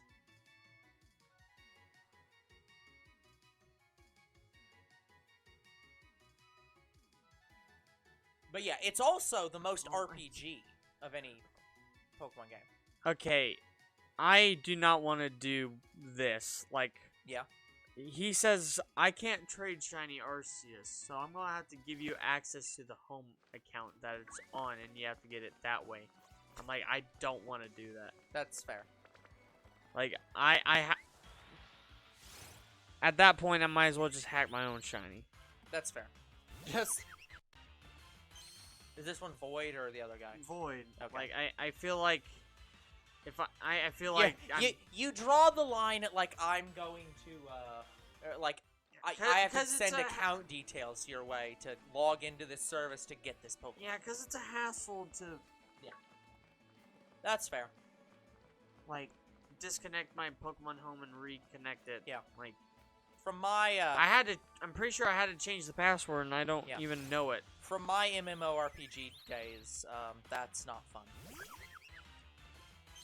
But yeah, I do not want to do that. Yeah. For anyone who doesn't know, because I don't talk about it a lot, I did, like, used to be a, like, well, I used to play WoW, so I was absolutely, like, I did used to play, I'm finding a lot of brilliant Rookidee, and they're not shiny. And I also definitely played a online, like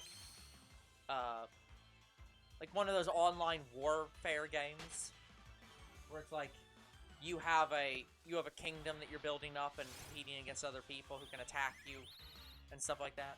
I've definitely played those kind of games. I don't play them anymore, because I just don't care and don't have time anymore. But, yeah, I have played those kind of games before. Yeah. I also... Like, I did enjoy WoW. Yeah, since we're on the topic of, like, shiny locked Pokemon and shinies, I also hate the concept of I can't trade a Pokemon if it's shiny locked. I hate that as a concept, too. Yeah. Like, oh, we're not going to allow you to trade this Pokemon. Like, I find that stupid. I should be able to trade whatever Pokemon I want. Like, I understand they're trying to limit the number of, like, fake Pokemon. Yeah, it's the game. The fundamental problem Game Freak has to deal with is that there is no way for Game Freak to know whether you intend to trade a Pokemon to somebody. Like, I don't. Okay, I'm gonna be straight up honest, or I'm gonna be honest with you guys on this. I don't think Game Freak gives a shit if you make fake Pokemon or not. I don't think Game Freak really cares about that. If you have fake Pokemon on your games, I don't think they care. Like, in the sense that, like, if you have hacked moves, if you've hacked them shiny, if you have hacked, like, abilities, whatever, I don't think in general they give a shit. What they do have to give a shit about, though, is when you start trading those to other people, and people start using those in tournaments and such. That's when it becomes problematic. And so Game Freak has the unenviable problem of they have to say, we won't allow this for anyone, period. Because they can't know when you trade away a Pokemon if you're intending to trade it to somebody. They have no idea.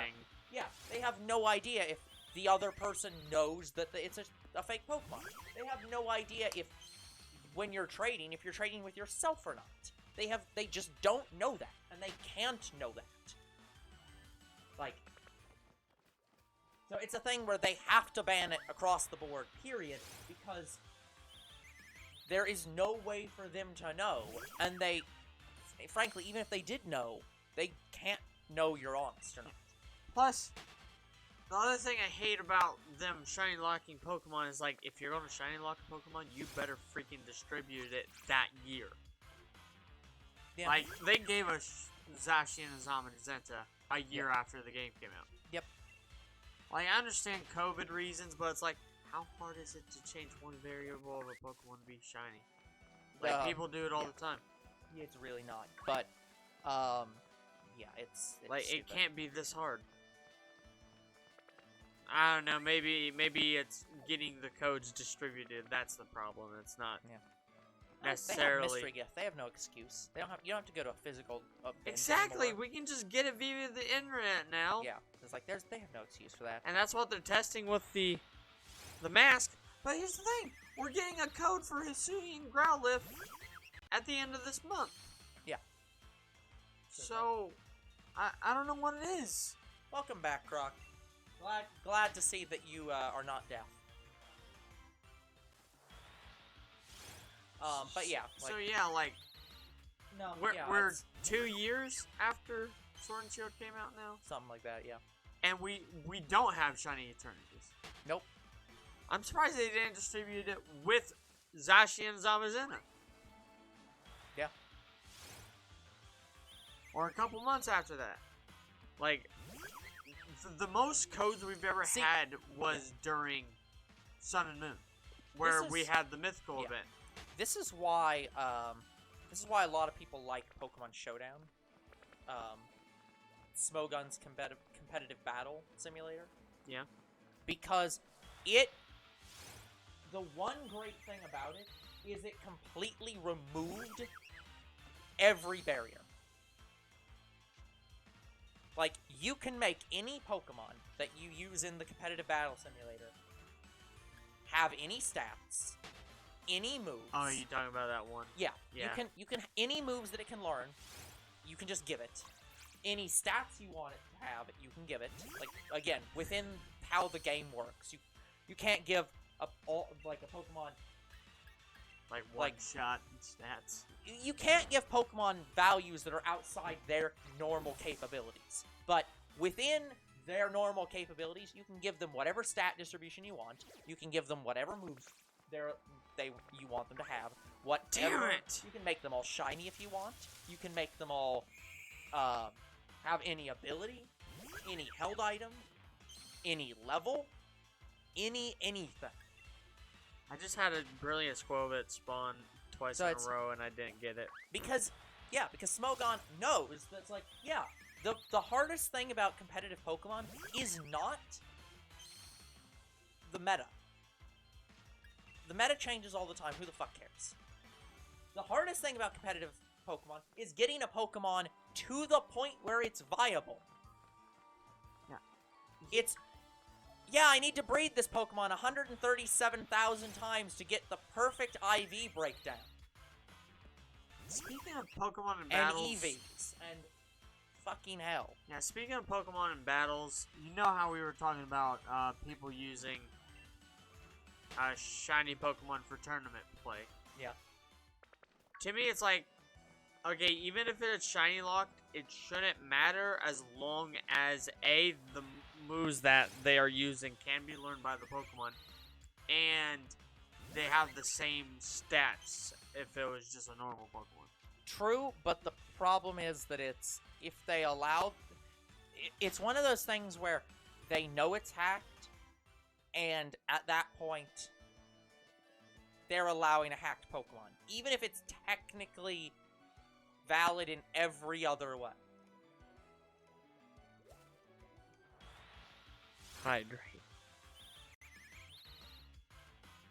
I didn't even There you go, Croc. Rookidee. There you go, Croc. We did the thing.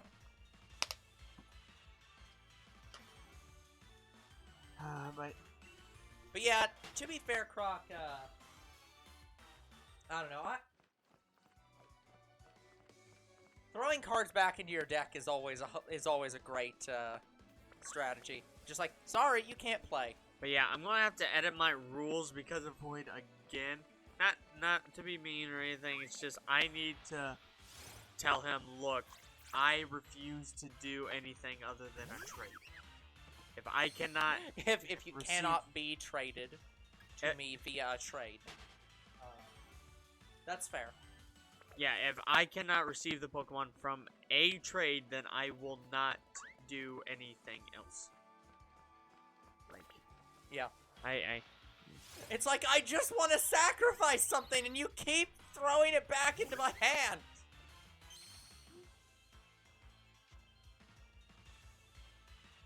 Yeah. So yeah, I'll edit the rules again tonight. Yep.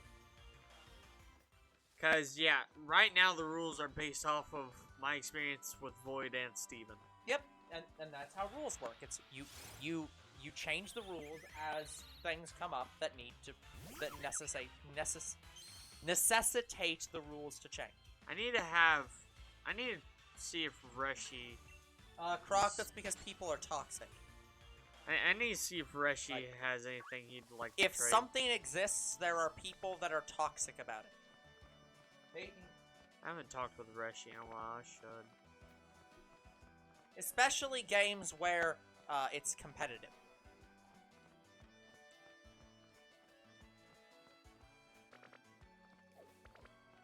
Yeah, here's the thing about Shiny Pokemon. They still make their way into tournament play nowadays. Yeah. You can have Shiny Pokemon in tournaments. That's fine. No. I'm saying even Shine Lock one. Well, yeah. Like, people find ways around it. Yeah. It's like, Game Freak just... Game Freak, you gotta draw the line at some point, because just, you can't fix this problem. It will continue to... Yeah, it's no matter what you do, it's and the thing with Shiny Lock Pokemon is it's not unlike hacked moves and stuff. It's very easy to write codes and stuff it's very easy to know what moves a Pokemon should have. The problem is with it's very easy to say this Pokemon can't learn these moves, so it's obviously a broken Pokemon. The problem is with Shiny Pokemon, all Pokemon have Shinies. Every Pokemon that exists has a Shiny form. The only reason you can't get it in-game is because Game Freak set the variable to say, never roll 1. It literally just will not allow it just doesn't roll the dice. But it still has a die. It can still be rolled. It's just the game never rolls it.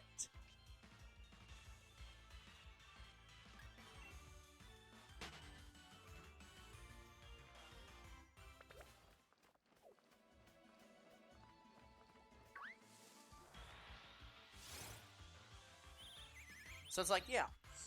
So what? There's no real way to check for that, because it's just like, well, is this Pokemon supposed to be shiny? Well, it can be. And here's the thing they won't do. The only way they can fix that problem is if they Shiny Lock everything and just do away with shinies all entirely. Yeah, but they won't do that because they know that a lot of people play their games to collect shiny Pokemon. Again, it's one of the problems of Game Freak. Game Freak doesn't... There's a lot of things Game Freak doesn't know about why people like their games. But there are some things they do. They know that people love collecting all the Pokemon. They know people love collecting all the shiny Pokemon. And they know people like playing competitive. So they have to dance around these things. They can't make Pokemon too hard to get. But they can restrict them for a time. So they have some restricted Pokemon, but then they usually open them up later.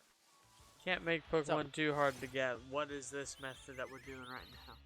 Well, again, they've made it easier. They've literally dropped the... cut the shiny rate in half for everybody. For brilliant Pokemon. No, I'm saying they cut the global shiny rate in half. Well, yeah, they did fix they that, dropped but I'm just saying... They made every shiny Pokemon twice as likely. I'm just saying across the board. For Sword and Shield with the combo method, it's only for brilliant Pokemon.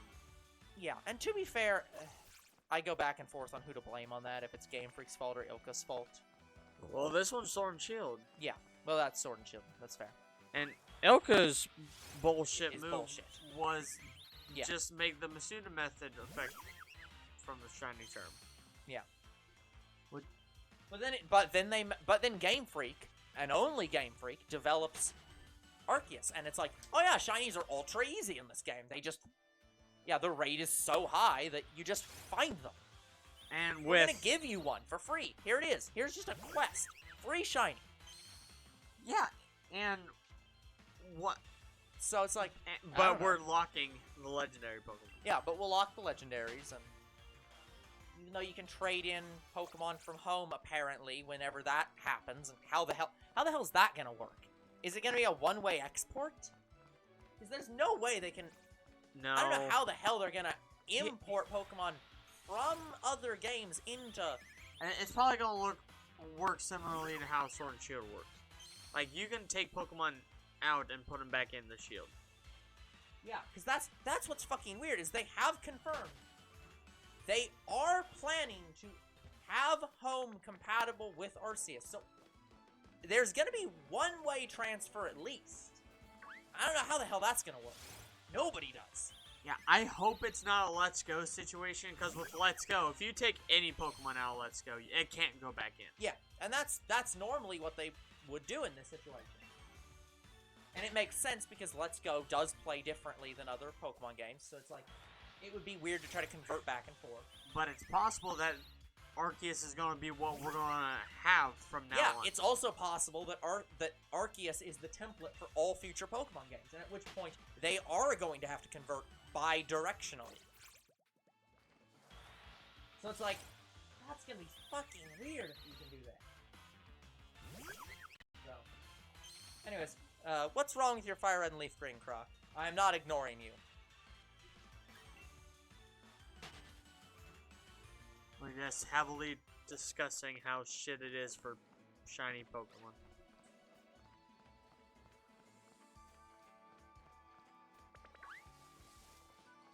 Cause yeah, Game Freak needs to figure something better out. I want them to drop the shiny lock thing. Like, I want to be able to get any shiny in a game. And here's the thing, I could do that. I understand why they have shiny lock Pokemon. Yeah, because I know they want to do do cool events and stuff like that. But here's the thing, if they're gonna shiny lock something, they should do the event like, I don't know, a month or two after the games come out. Yeah, I don't even want to be that restrictive. I don't care if they shiny lock a Pokemon for an entire generation. I don't think that's a problem. I think they should just, once that generation is over, no Pokemon, again, I'll exclude Mythicals, whatever, but ignoring Mythicals, no Pokemon from any generation before Gen 8 should be shiny locked anymore. Every Pokemon from Gen 7 back should be, in any game they appear in, excluding new forms, you're talking 100% shiny unlocked. You're talking about like an update for all. Like, No, I'm not talking an update. I'm saying within their games, and within any games in their generation, I have no problem. I have no problem if in Diamond and Pearl and Platinum, every legendary is shiny locked. Across the board, it is impossible to get any legendary shiny. But when Gen 5 comes out, every Pokemon from Gen 4 and back all have to be shiny unlocked for Gen 5.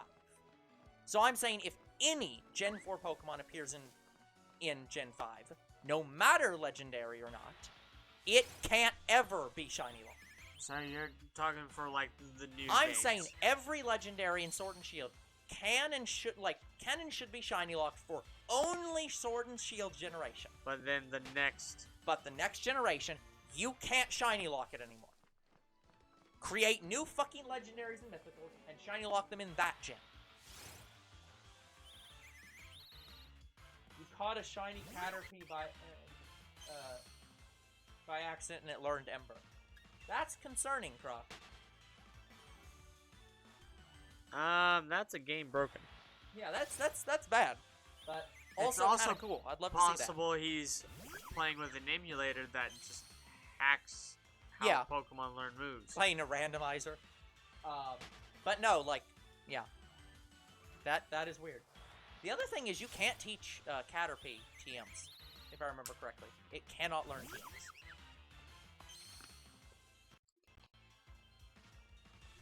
You might be thinking of Magikarp. No, I mean Caterpie.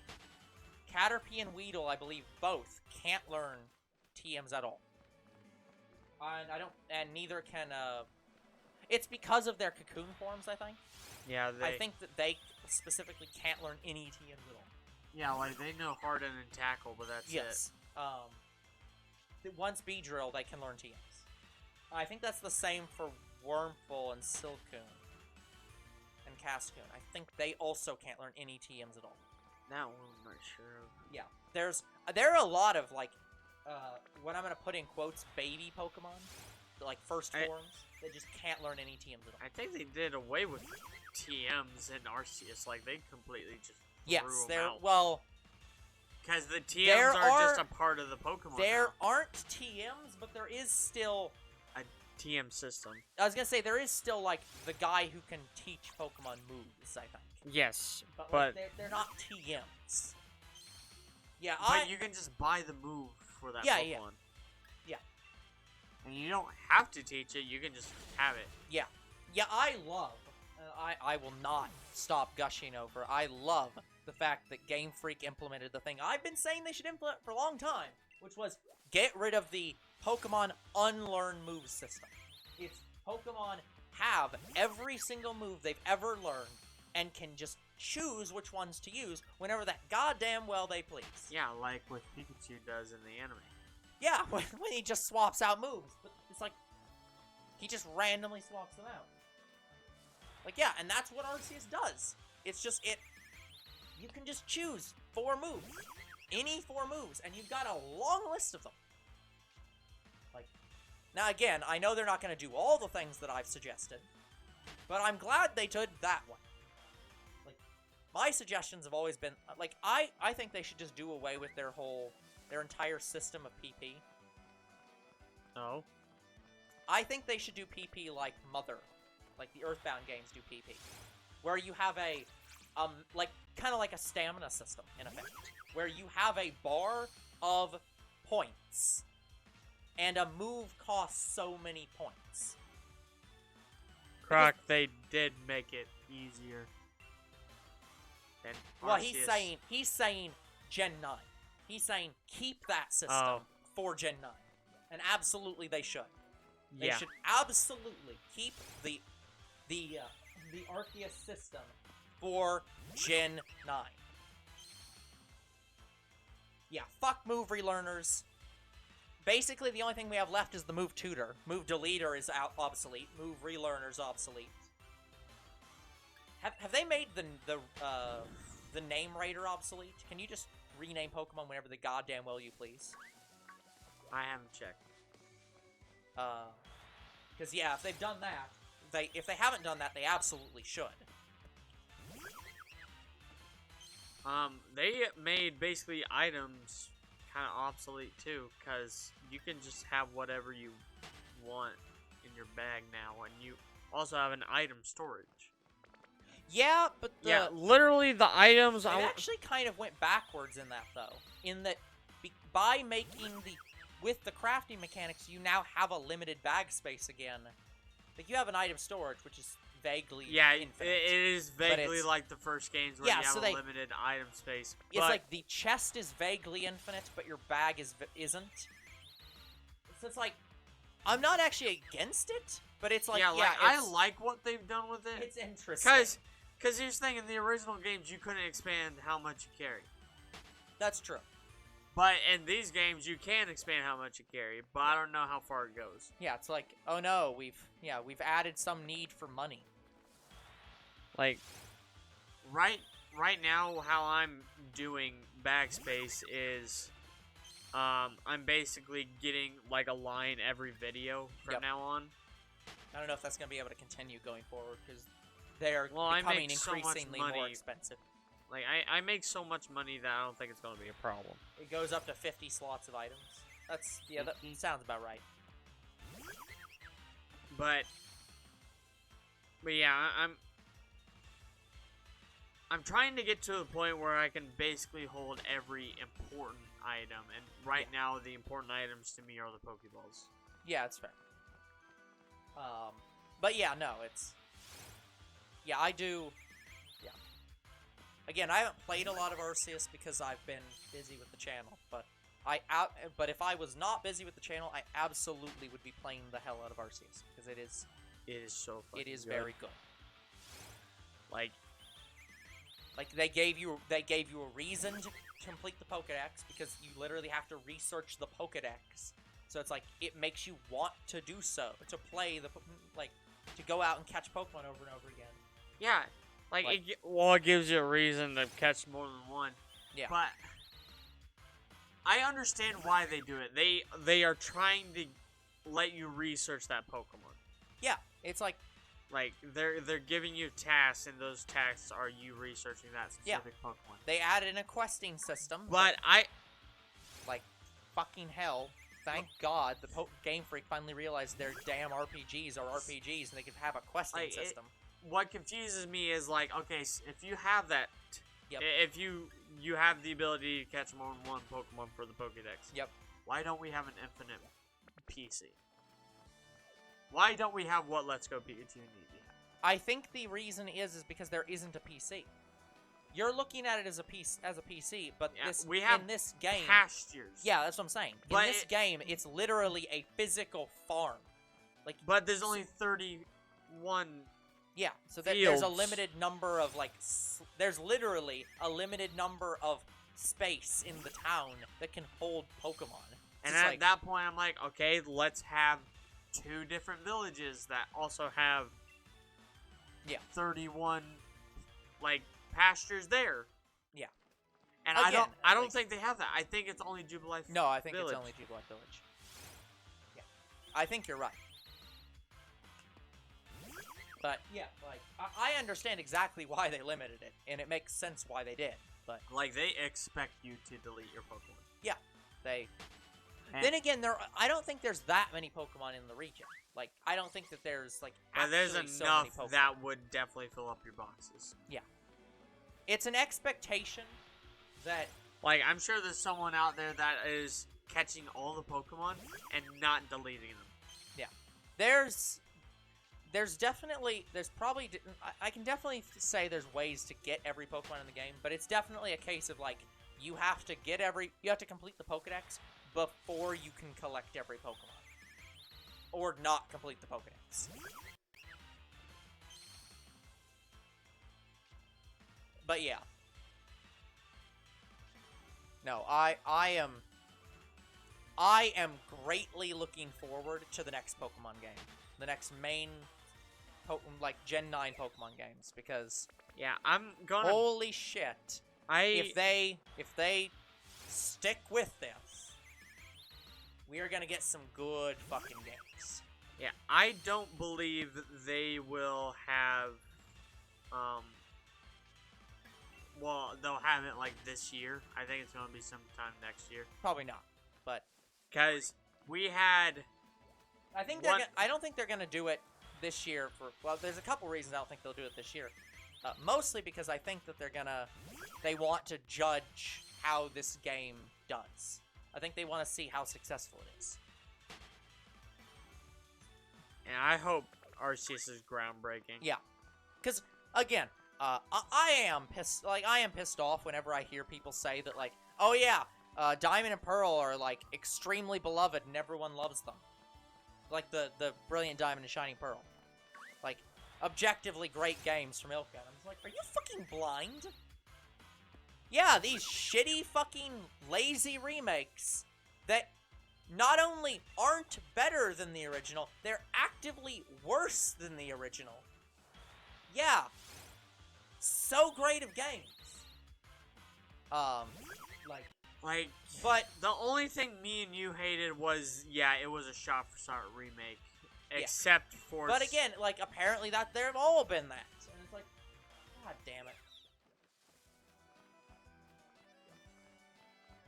Is this going to continue to be a shit on Brilliant Diamond, Shiny Pearl stream? Mr. B, we just started! We said one thing! Well, Like, me and you would go on a rant about how bad... That's fair. So, yeah, let's not go on a rant. Instead, let's go on a rant. So, Mr. B, talking about those Ultra Beasts. that was brilliant. Yep, and it's gone. Yeah, fuck. No, it is. No, it's gone. Oh, yeah, it is. But anyways... Oh, I wanted to join you if you're going to continue shitting on it. Yeah. No. That's just the thing. The problem is we shit on it so much during the series that there isn't much to shit on it about. It's just... Like, the games were not... People saying that these games were great, it's like, I think you're blind. Like, okay. I think that there were some good things they did in the game. There were some improvements that were made. But there was a lot of things that were just either exactly the goddamn same or objectively worse for no reason. You know, worst decision, like Drifloon, Riolu, what's another one?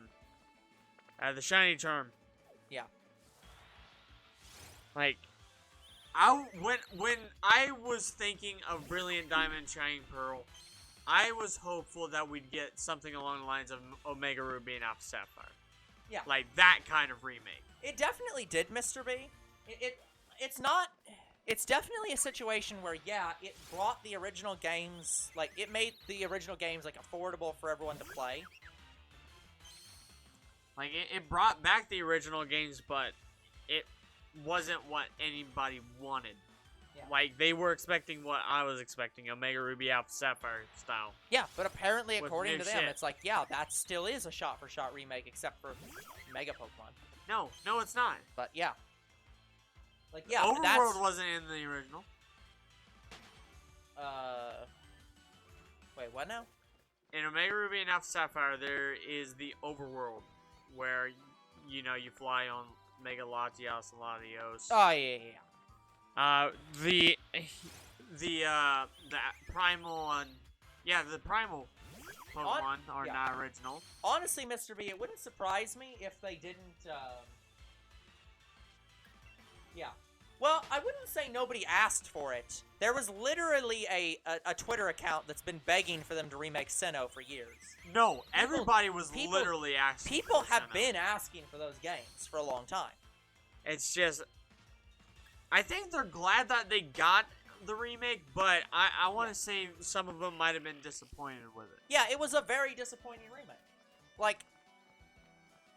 Yeah, because I was expecting Primal Dialga and Palkia.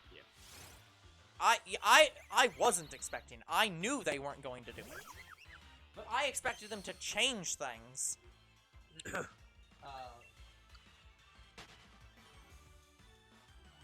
Yeah, exactly. The remakes themselves were not what we wanted or asked for, but they did want a remake.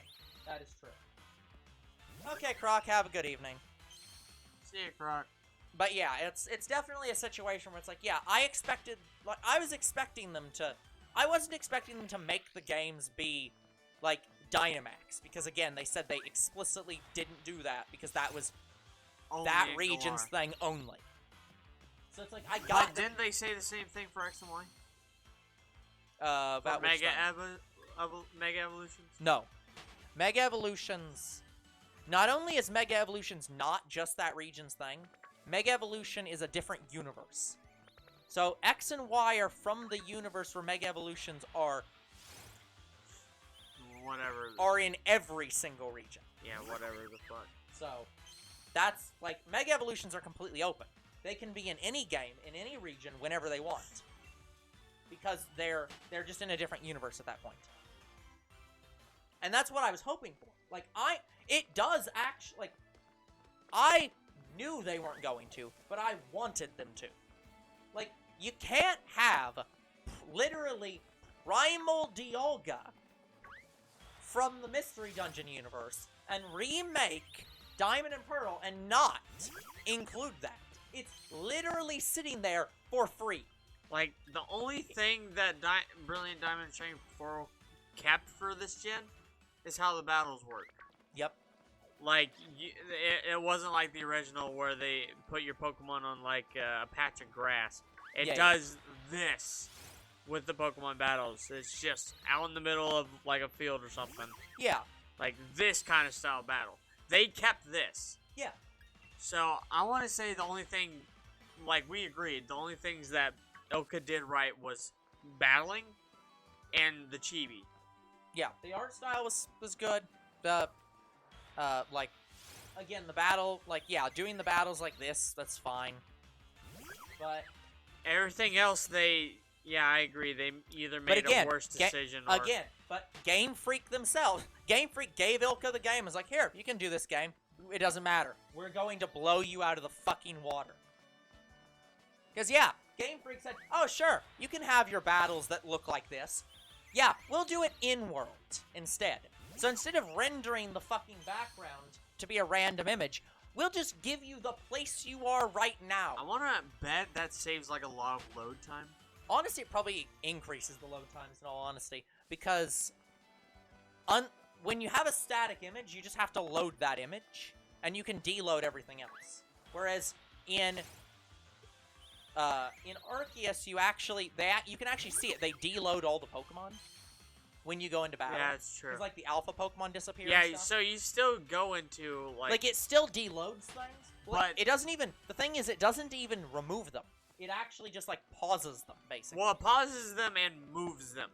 Yeah, like, it basically... It probably teleports them, like, 1,000 meters down under the map, and then teleports them back up when the battle's done. But yeah, it's... Because they're all in the same locations when you come out of battle. So it probably doesn't even deload them. Meanwhile, when you do this, when you're on this screen, it can deload every single actor. Because there's no need for them. So it probably increases processing. But it's a hell of a lot better. But yeah, the concept of you can battle the Pokemon anywhere. Yeah, the concept of, hey, this open world game, and that you're literally, like, in the middle of a field, seeing Pokemon right in front of you and walking up to them.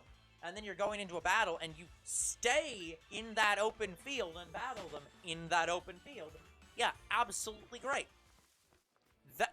Arceus is the closest Game Freak has ever gotten to what people have been asking them for years. Which is, we want a goddamn MMORPG Pokemon game. Like, where you have this giant fucking server where you can just wander around and catch Pokemon in the open world, and also encounter trainers and battle them. Yeah, this is the closest thing Game Freak got us. Temtem actually gave us what we wanted, and it's still, from what I hear, it's still popular. Like, not Pokemon popular, but, you know, it's alright. People still play it. Like, speaking of Pokemon, like, one of the only open world Pokemon games that we had before Arceus was maybe Pixelmon. Yeah. And Pixelmon's still popular. Oh, yeah. This is one of the fundamental problems that, to briefly talk about copyright, because a lot of times people will always say of, like, oh yeah, all these people want an open world Pokemon game. So somebody should just create their own Pokemon-style game and just do it. And Temtem is the perfect example of why that doesn't work. Because you can do that. You can build your own open-world Pokemon-style game. But people don't want an open-world MMORPG Pokemon-style game. They want Pokemon to be an open-world Pokemon MMORPG. Like, just saying create your own IP doesn't work, because people don't want your IP, they want that IP. I want to say the next That's step. The fundamental concept that copyright misses is people want that specific thing, not a vaguely sort of similar thing. I want to say the next step is we get Arceus-style game, but with, I don't know, something like Old Republic-style thinking. Like, I don't know. I don't know if Game Freak's gonna go that far. Again, Game Freak, Arceus was a free chance for Game Freak. Because Game Freak's entire business model up till now is We found the formula that will sell billions of copies. We have found that formula that makes us the biggest media franchise on the planet. How do we do anything cool with it? Okay, let's make small tweaks and then adjust. And very slowly move the cart. Yeah, because Arceus was their one chance. Well, they might get other chances later, but this was their one chance to say, hey, we don't have to be tied down by all the Pokemon games that came before us. This game is a non-main series game that we're going to develop, and it's basically going to be a beta test.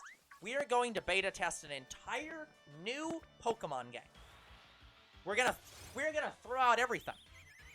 Like hell, they've thrown out evolutions by just completely changing what Pokemon evolve into. They've literally thrown out, like, levels that Pokemon evolve. Like, Pokemon just evolve at completely different levels. With some of them, I think, evolve with completely different methods into completely different things. Arceus is just a free canvas where they can do whatever the hell they want. And if people love it, then that's gonna be Pokemon from now on, because people loved it. And if it doesn't work, then we get Gen 9, it looks exactly like Gen 8. Like, Game Freak has a free card here, and they know it. And that's why they did so much with Arceus, because they can. Like, the stats don't have to match Pokemon, because who the fuck cares? But yeah, going back to talking, like, what I mean by comparing Arceus with something like Old Republic, I'm saying the next step is You're saying in, like, the questing system, stuff like that. Yeah, because in Old Republic, you technically can do the story mode with more than one player. Yes. That's one of the things I don't like about... That's actually one of the things... It's not one of the things I'm gonna say this in a weird way. It's one of the things that I both like and hate about the Old Republic, and don't like about World of Warcraft. Because one of the problems with World of Warcraft is that World of Warcraft gives you a giant map, and basically says you can go anywhere you want, in quotes. Because obviously, you start out in a certain village, and you can go to certain places based on your alignment. So automatically, when you start out the game, you have to have 2 different characters to even be able to go everywhere. But the other problem is you rapidly become over-leveled and can't go to some of the other starting areas because you're over-leveled. So you end up having to have, like, 4 to 6 different characters to go to everywhere on the map and do every quest in the game, in quotes. Yeah, that's stupid. Because otherwise you just become over-leveled and the quests become, like, pointless. But yeah, how cool would it be, say, me and you play the next gen games, and me and you can do the story together, just through online play? Yeah. I mean, we wouldn't be able to do it, but... I don't think Game Freak will do that. Like, not necessarily that I don't think... Like, I don't think they'll ever get there. I think they'll do what Star Wars does. Star Wars, you can fight the enemies before the next mission. You can fight the same enemies together. But you can't fight the story-driven enemies together. Like, say me and you are going to a Darth Vader fight. Me and you can't fight Darth Vader together. We can fight the enemies before Darth Vader, but not Darth Vader. I know how they do it, yeah. But no, I don't think... Yeah, I think I'll agree with Mr. B. I don't think Game Freak wants their games to be multiplayer. I think they want these games to be an inherently single-player experience. They want it to be story-driven. They want it to be like... Well, yeah, a guy going out and saving the world. Their multiplayer thing is Unite. Yeah, that's what I'm saying. So it's like, I don't think Pokemon games will ever actually become multiplayer. Because I don't think Game Freak wants the games to be that way. Like, they want it to be just an inherently, like, this one kid goes off and saves the world from, you know, random asshole soccer hooligans, or literally, a person trying to delete the entire universe. Like, yeah, they could, They could do co-op, but that's just not the design space they want to work in. Hell, I wish they'd work in the damn design space of Shadow Pokemon.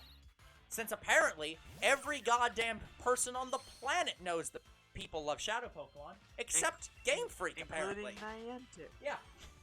Yeah, it's kind of fucking telling when Niantic, the spin-off company, said, hey, we want Shadow Pokemon in our game, and then people started collecting the Shadow Pokemon, and Niantic had to beg them to purify the Shadow Pokemon by saying, they are literally suffering. Please purify the Shadow Pokemon. People want to collect the Shadow Pokemon. They don't give a shit about purifying. They just want to have a team of Shadow Pokemon. But with But Game Freak won't let you have them. But with Niantic, what pisses me off is they missed an opportunity. Niantic didn't give us the Shadow Lugia we know from fair. XD. They gave us. Well, to be fair, a Lugia with Shadow Eyes. To be fair, that Shadow Pokemon is that Shadow Pokemon is a specific Shadow Pokemon. In that, even in XD and Coliseum, the Shadow Pokemon basically are Niantic Shadow Pokemon. Okay. That specific one is basically a hybrid Pokemon that's been genetically designed to be a Shadow Pokemon and never not be a Shadow From Pokemon. what I understand, the reason Lugia has that form is because it got like really it absorbed way too much like shadow energy or whatever. Yeah, in effect, the Cypher was literally trying to design a Pokemon that couldn't be purified ever.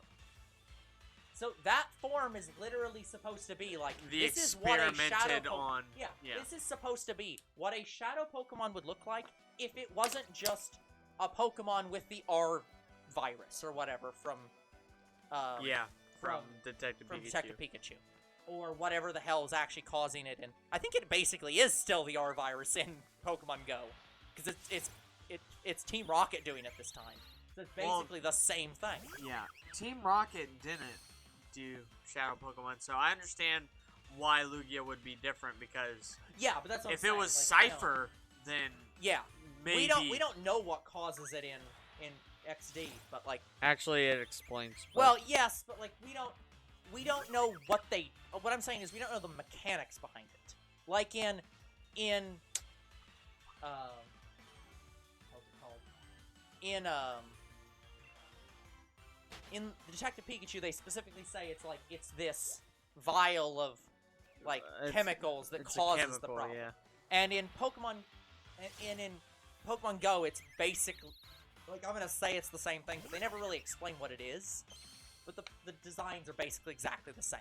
So it's like, from what I understand, Pokemon Go, Rocket is doing something similar to Cypher. Yeah, so it's like we don't ever get told what Cypher actually does. We're given the vague, they close off the door to their hearts. And it's like, we don't know what the fuck that means. It makes as much sense as Kingdom Hearts. To me, that says they are controlling the Pokemon in some formal way. Yeah, exactly. So it's like, that's all we're vaguely told. So it's like, yeah, I'm gonna say it's basically the same thing as Detective Pikachu. They came up with some chemical compound to, in some way, influence the Pokemon to be heartless. Not to be confused with the Kingdom Hearts Heartless. How could you be so heartless? But yeah, Shadow Lugia is specifically a Pokemon that was designed to be a Shadow Pokemon. It's not a Pokemon whose heart was closed. It's a Pokemon that never had a opened heart. So it's like, that's why it has a completely different design. And to be clear, I want Pokemon to do that to every Pokemon. Not necessarily with the... You want the dark cards. Well, no, the dark cards are Shadow Pokemon in that they're like every other Shadow Pokemon. They basically don't have a unique design. They're just purple aura. I want... Yeah. This ball makes the Pokemon opposite evil. of Primal Pokemon. If they have Primal Pokemon, which is this which is basically the infinity energy infusing into a Pokemon and causing it to become this completely new design. I want the opposite. I want, like, the negative, dark mega energy to create Pokemon that look like Shadow Lugia, that have completely unique, dark designs that aren't just purple aura. So what you're saying is you want Coliseum 3. Yes, I've said I wanted Coliseum 3 for like 10 fucking years, and we still haven't gotten it. Because, you know, Genius Sonority doesn't have the staff they used to, and most of them don't work there anymore. And also, they haven't been entrusted with Pokemon games recently. Especially not unique, like, story-driven games. But yes, I do want that. And I think a lot of people want that, but Game Freak won't give it to them. Like, that's the problem.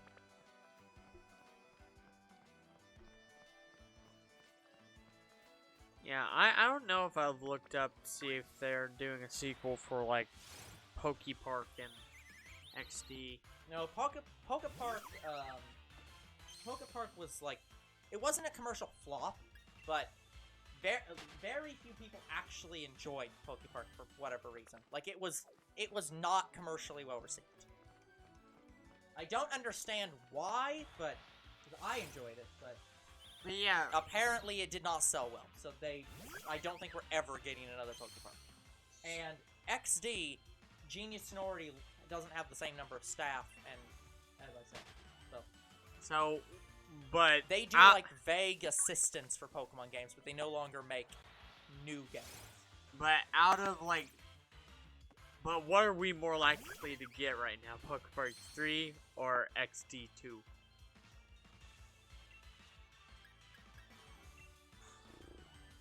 So it depends, in all honesty. It depends on which company is doing it. I think Pokepark is by Game Freak, but I don't think Game Freak themselves made Pokepark. Here, I'll look it up. okay. By the way, we are like a couple hours in, so I'm gonna now run the second of 2 ads we run in the week. So we'll be back with an answer to that question.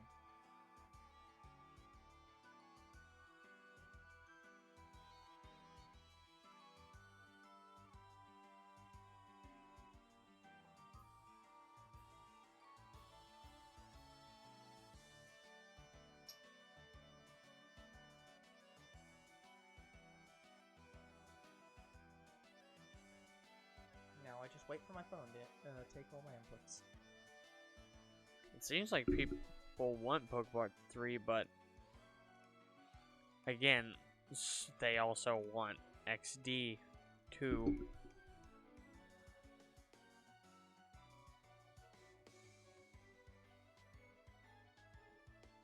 Yeah, XD, yeah, Pokemon Coliseum 3 has long been,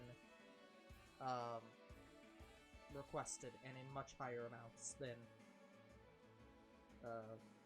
the Pokemon, yeah, than Pokepark. Okay, so Pokepark was developed by Creatures Inc. So it wasn't developed by Game Freak, but it was developed by Game Freak. It's basically developed by pseudo Game Freak, because Creatures Inc. is basically a company. It's weird. It's hard to describe. Basically, Creatures Inc. is a. If you try to look up the structure of Pokemon and its franchise, it's very convoluted, because Game Freak is an independent company not owned by Nintendo. Like, Game Freak officially is not owned by Nintendo. They are their own company. But they're just a part or some. They're not a subsidiary. That's what I'm saying. They aren't a subsidiary. Game Freak is a completely independent company from Nintendo. Yeah, they're just paired with Nintendo. They put their stuff on Nintendo consoles. Yes. Well, the way that I could best describe it is they are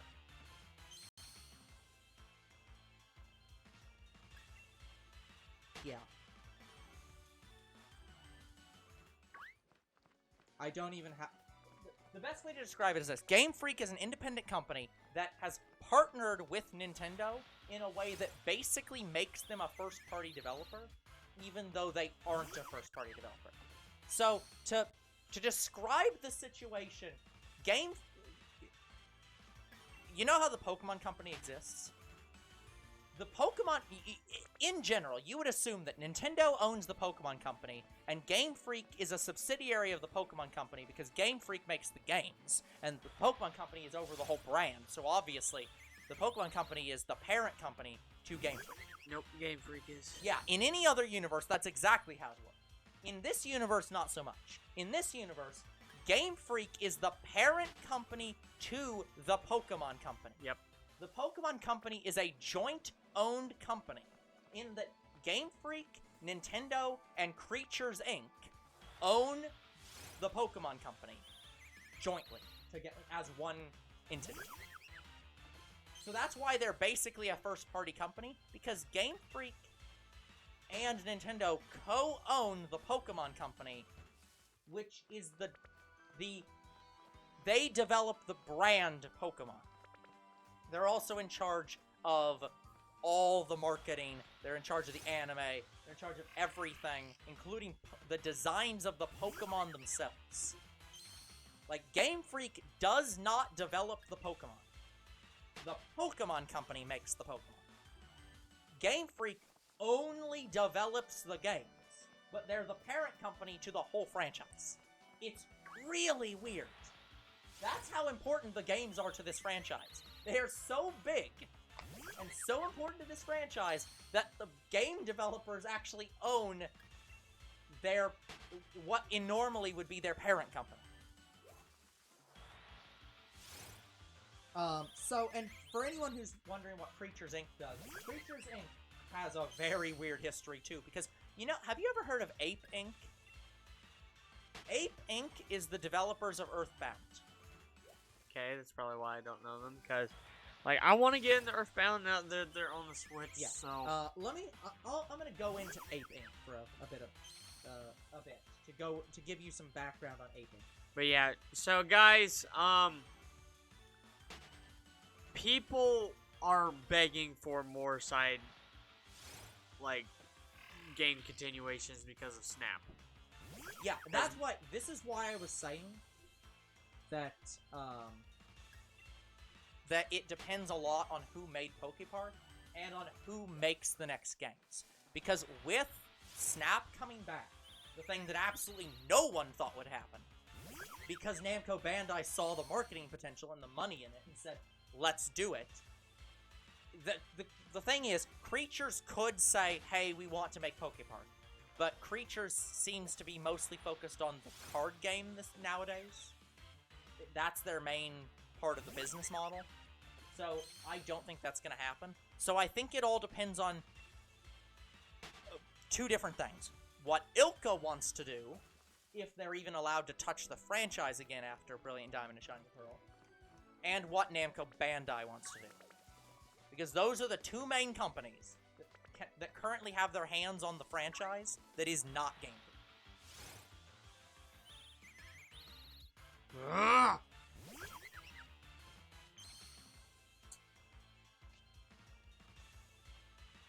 I need to leave a comment to A Drive because I've accidentally double clicked on the counter several times. You can go back to the counter you had previously, but the problem is the back counter is so fucking small that the box to click it is, still the size of whatever that small little icon is, and I end up hitting the counter again, and it counts up and down at the same time. Oh my god. Yeah, so I'm just gonna ask him if he can make that fucking icon bigger, because it's just... Yeah. It's just a fucking problem. I'll probably leave a comment after the stream. Yep. So, yeah. Yeah, Ape Inc. has a very, like, interesting history, because Ape Inc. was the creators of Mother. They also created, Monopoly, like, on SNES and a couple other things, but, like, nobody cares about that, let's be honest. They also have some development in Picross, but again, no one cares about that. What most people care about is the fact that they developed, Earthbound. They also became Creatures Inc. So Ape Inc. basically is the successor company to... Or Creatures Inc. is the successor company to Ape Inc. And Creatures Inc. are the developers of Pokemon Stadium, Hey You Pikachu. They also helped develop Smash Bros., the original Pokemon Snap,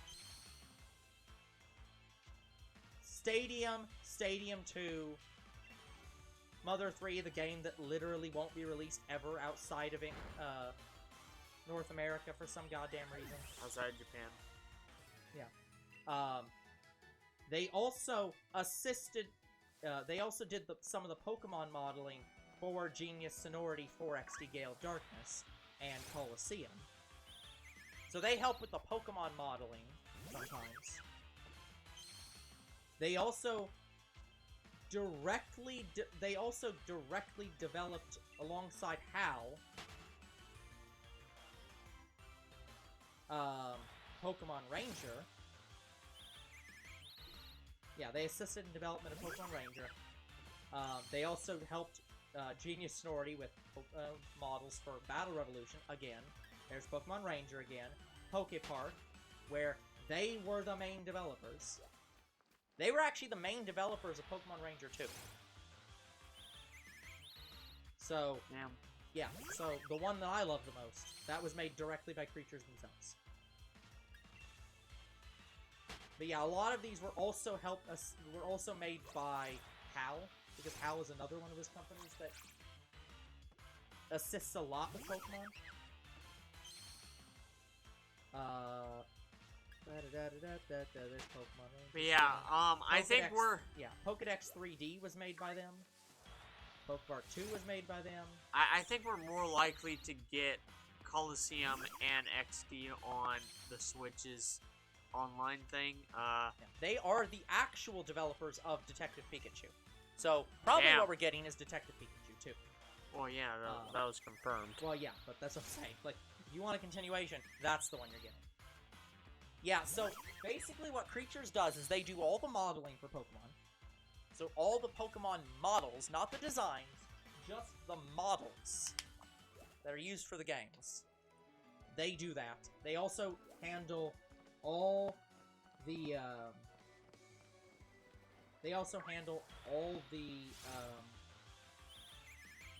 they're over the trading program as well.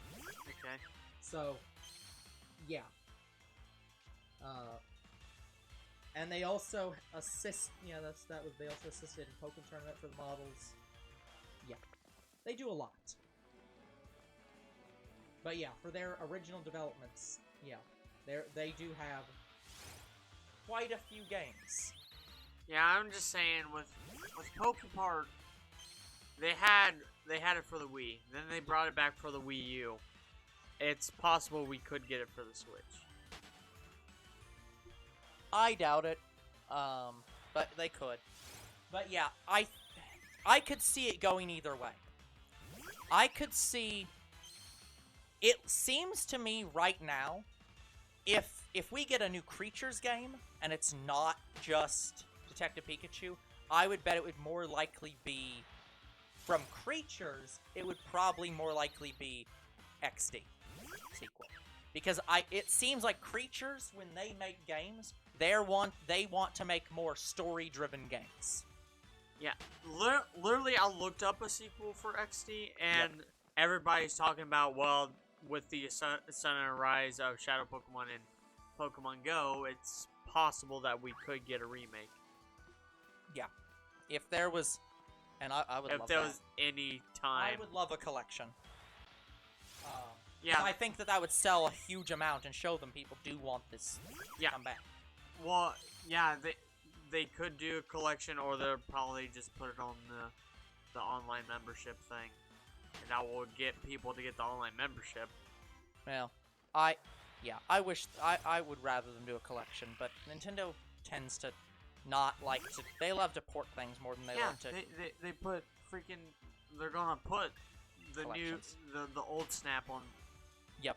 Switch via that method. Yep. And they're putting Earthbound as well. Earthbound and Earthbound 2, but not 3 because fuck you. We have the files. They have We're a just Japanese not doing it. game on there. Yep. Like they have a game that is Japanese only. Yeah.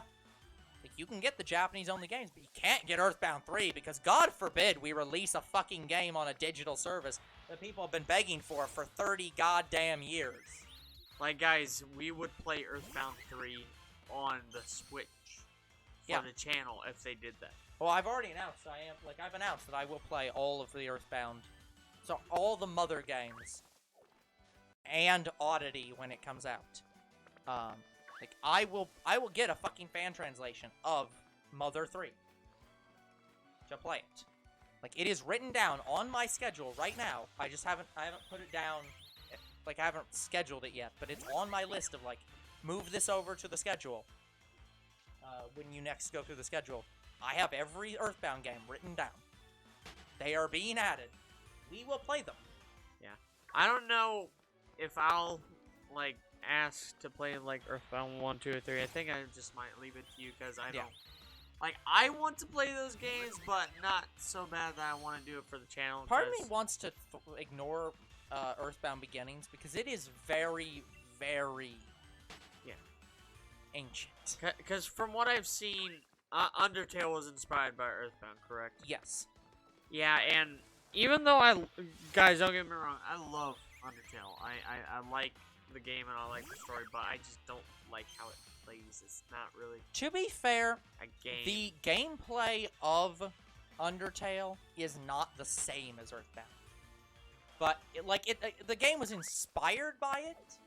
It's in the same way that, like, the way I'd like to describe it is, you know how games are called Metroidvanias? It's kind of the same thing as that. No one would say, like, oh, well, these Castlevania games they play so similarly to Metroid games. Like, they do, in that, like, they're all about, exploring and going off into certain sections and, like, taking a new power you just got and, like, going off to get this one, like, health upgrade in this one faraway place, but there's no progression there. Like, that kind of thing, they are the same type of game, but they don't play the same. Same thing I would say with Earthbound, Undertale and Mother. They're born from the same cloth, but they are not the same games. Like, Earthbound plays a lot more like Pokémon. Which is gonna sound weird to say.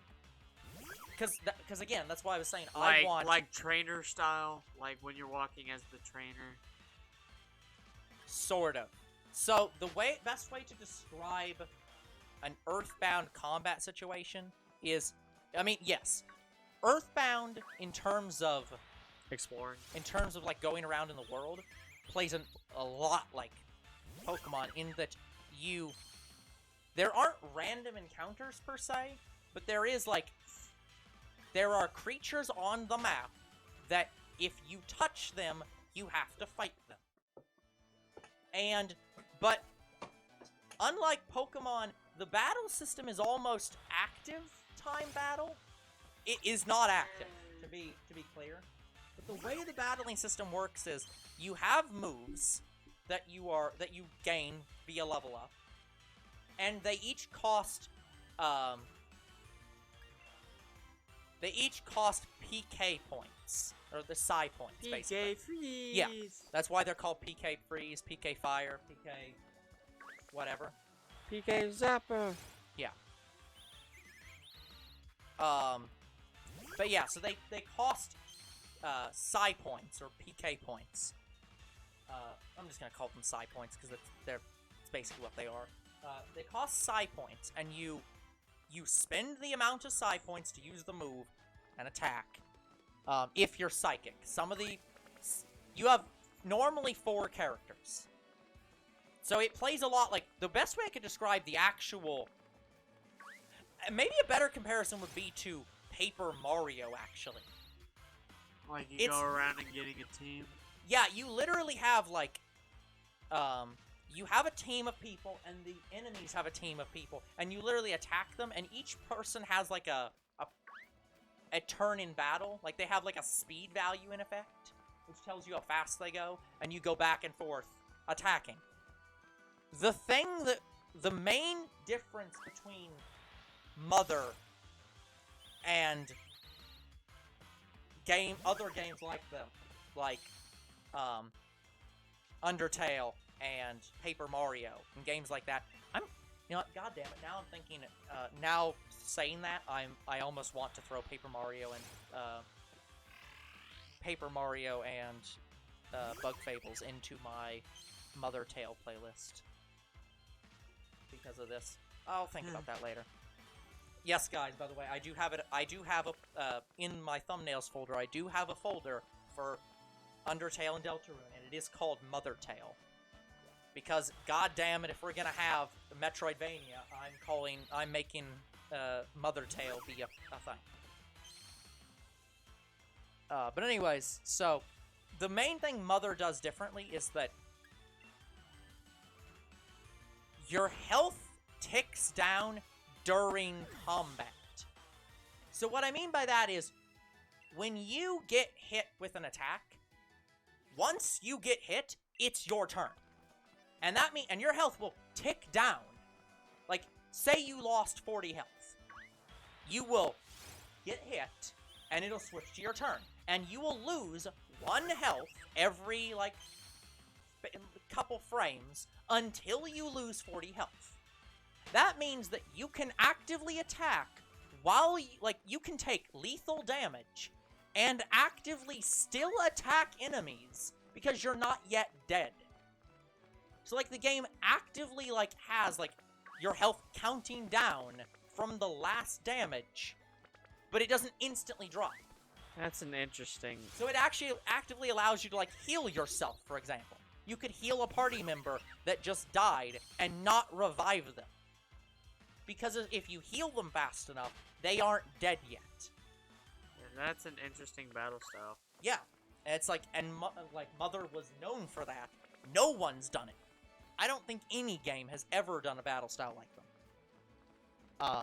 No, nothing like that. No. The closest would be actually Paper Mario. Yeah, that's what I'm saying. It's Paper Mario is about the closest thing that's that I can come up with that comes to their battle system. They're basically just it's just a unique kind of RPG basically.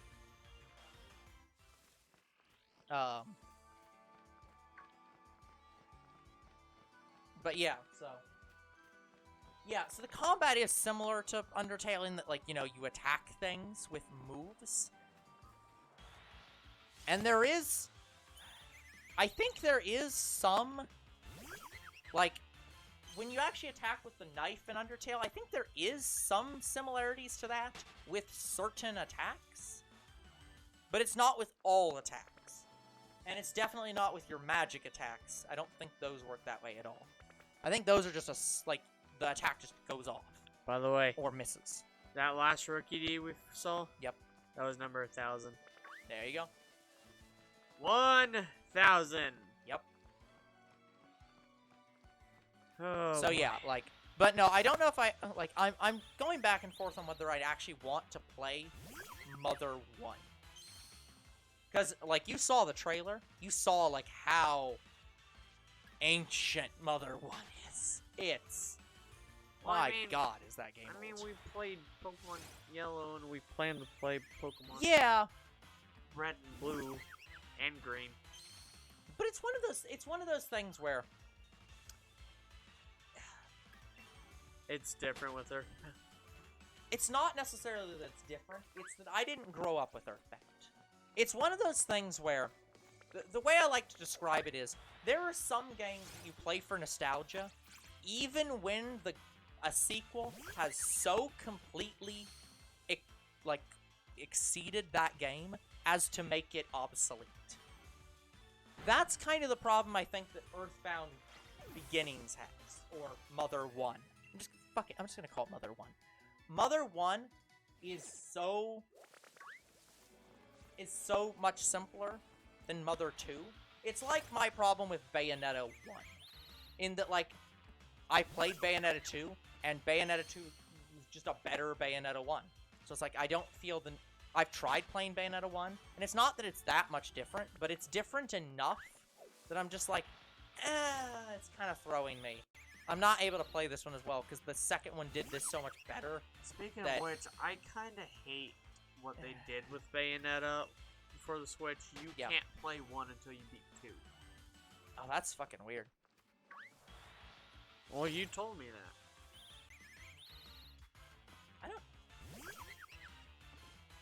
You've told me that several times. I don't remember. I don't think that's the case. I think you're remembering something else, but I'm not sure. No, I'm not. This one, I'm because there's not even the same file. Like, it's literally a digital download. Yeah, from what I understand, basically you don't get access to Bayonetta 1 until you get 2. Well, until you beat 2. No, I think it's I think it's you buy, when you buy 2, it's you have a digital download for 1. You don't get a physical copy of it. It's just a digital copy, but I think you can still just play it. Like, I'm pretty sure I have it on my Switch. Yeah, just completely separately. But yeah, that's what you've been telling me. I don't think so. If I have, I don't know why I would be telling you that, as I'm pretty sure that's not correct. So, but, I mean, you can check it, just if you own the game. I don't. Okay. Because again, we can just play it on my Switch. You don't even have to buy it if you don't want it. Yeah, but I want it. That's fair. Like, so, but yeah, so that's kind of my problem with, that's kind of the thing with, yeah, I almost want to say you should do all of Bayonetta, because I have Devil May Cry. It's fair, but the reason you're doing Bayonetta 1 is because I want to play exactly this. Yeah. Well, you want to play it, and it's because of exactly this problem, where I've said, because Game 2 so exceeded Game 1, at least to me, I kept throwing me every time I tried to play it. So I was just like, I'll just give it to you. So, like, I'll probably play all future games, but, like, I don't know if I can play 1. But yeah, I don't know if we should treat Bayonetta and Devil May Cry as, like, a Crash and Spyro situation. I don't know if we have to do that, but, like, we might. We can do it that way. Because I know there's still some Crash games you want to play, and there are some Crash games there's some Spyro games I want to play. Yeah. I just know you're doing the main trilogy for Spyro, and I'm doing the main trilogy for Crash. Yep. But their side games is when we're like, okay, we can... Yeah, the side games are more open. Yeah. But no, like, I think as long as I play Earthbound 1 first, as long as I play Mother 1 first, it won't be a problem. But it's like, because it's the, what other game was it? I think that would have been a problem if we'd played Thousand Year Door first. If we had played Paper Mario The Thousand Year Door before playing 64, I think that would have been the same thing with 64. Because Thousand Year Door so improves on 64 that there's a reason... Like, people still love Paper Mario 64, but there are no objections by anyone that Thousand Year Door isn't the best in the franchise. Which one was when they just went bad with Paper Mario? Depends on who you ask. Some people will say that Thousand Year Door was the first bad one. Like, in that they'll literally say 64 was the best one, Thousand Year Door was okay, and it just went downhill from there. Like, it never got better. Most people would argue that Thousand Year Door is the best of the two. 64 was very good, Thousand Year Door was better, and it went down from there. Everything was worse.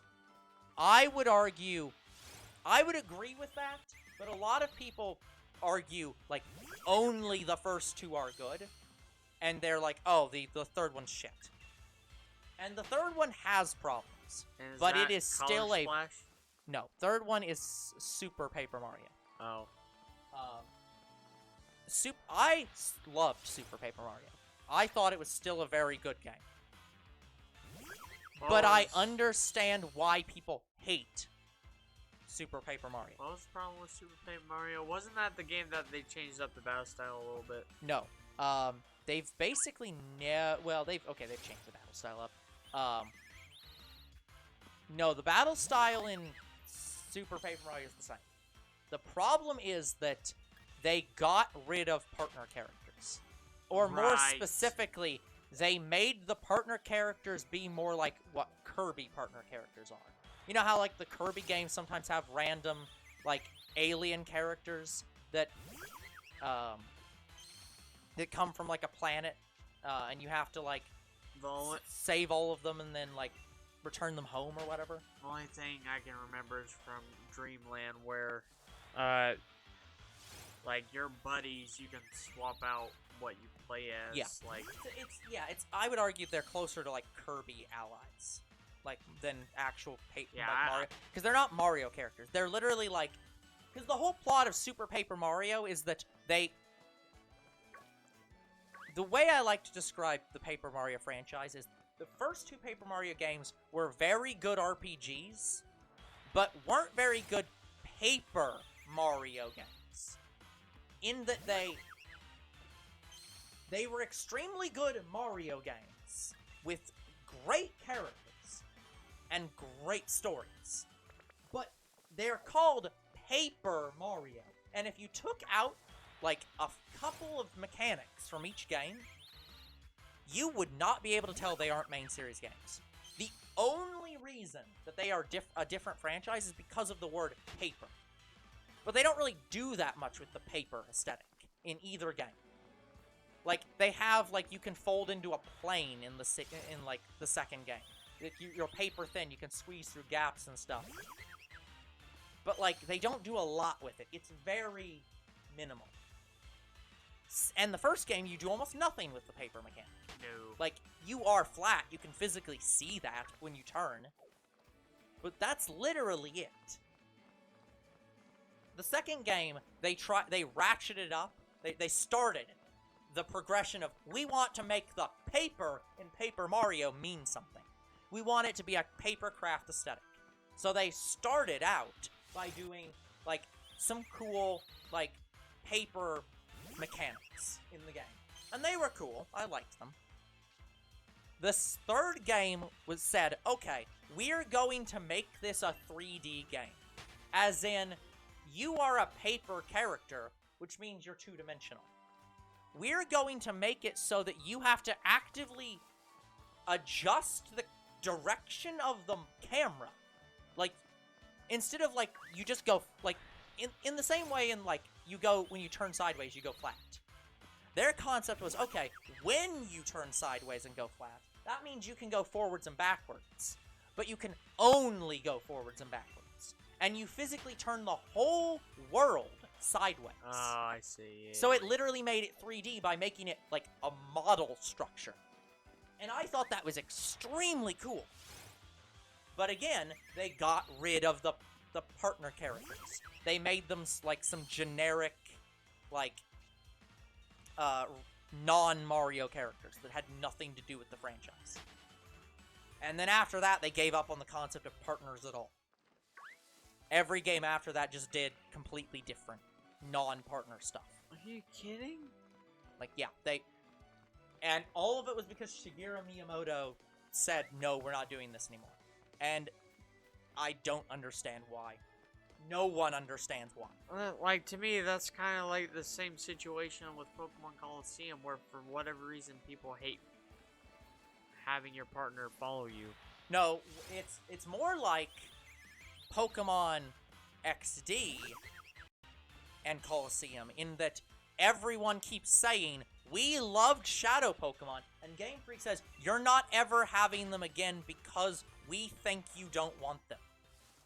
Well, I'm only saying that because, from what I understood, a lot of people didn't like the girl following you in the first game. Yeah, and I literally don't understand why. I get that, like, oh, sometimes she gets stuck, but, like, that was funny, and also you could just cancel it by going into any building at any time. It's not like her getting stuck meant you couldn't go somewhere. Yeah, like... And in general, you didn't have to have her directly next to you for any reason.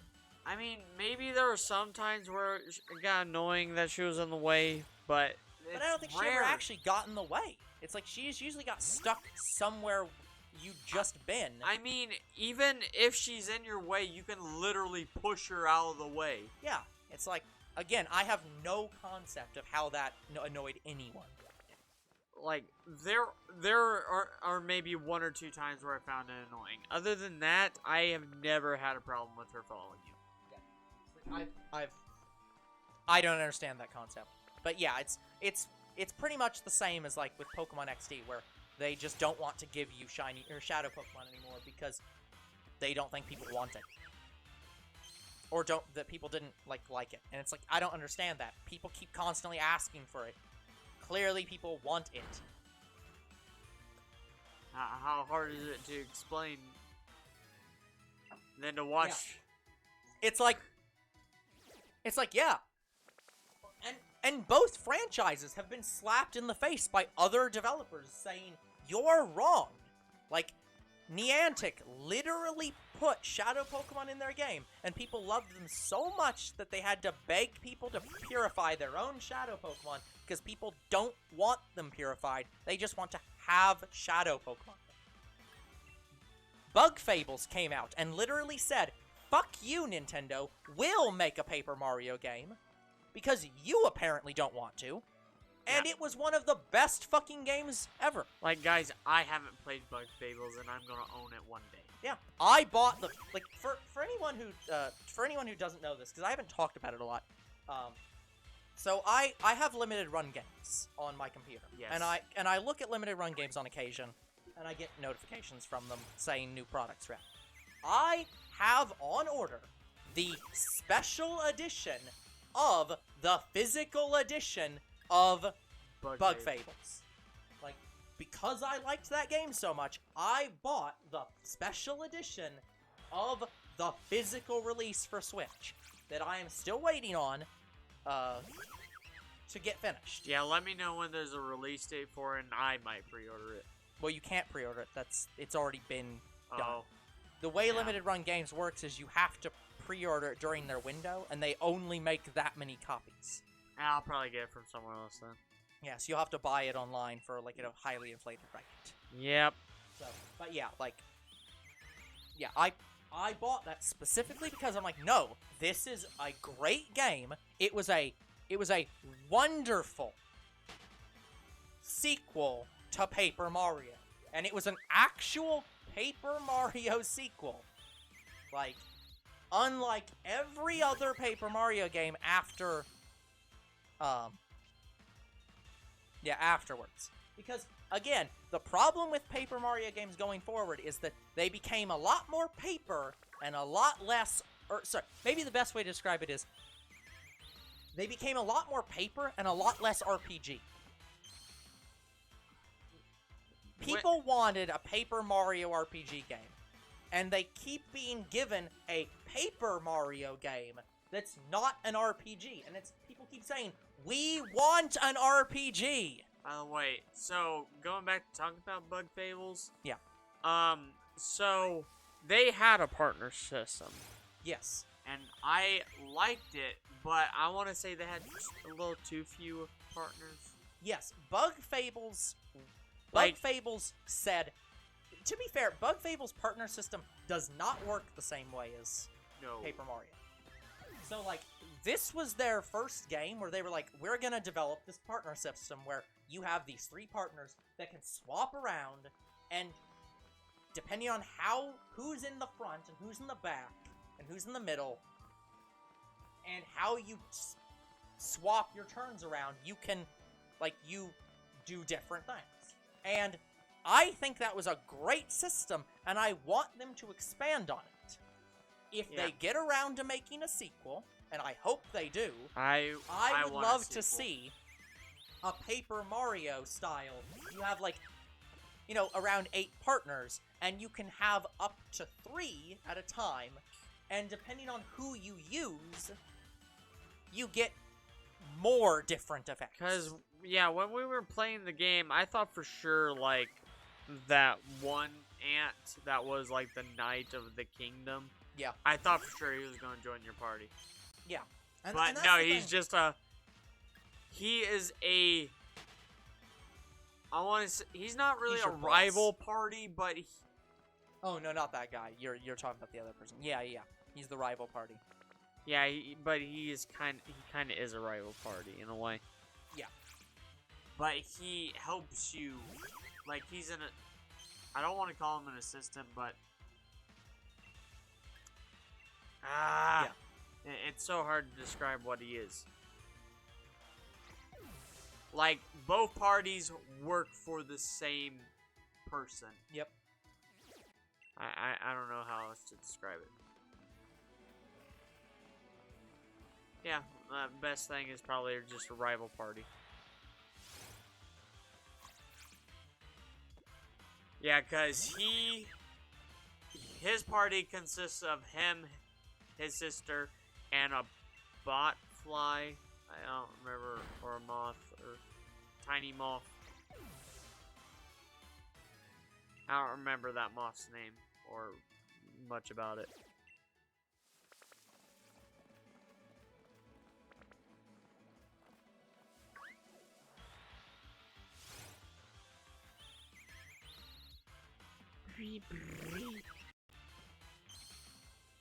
Go, Victini! I'm guessing older bro's looking at bug fables too. Yep. According to this, the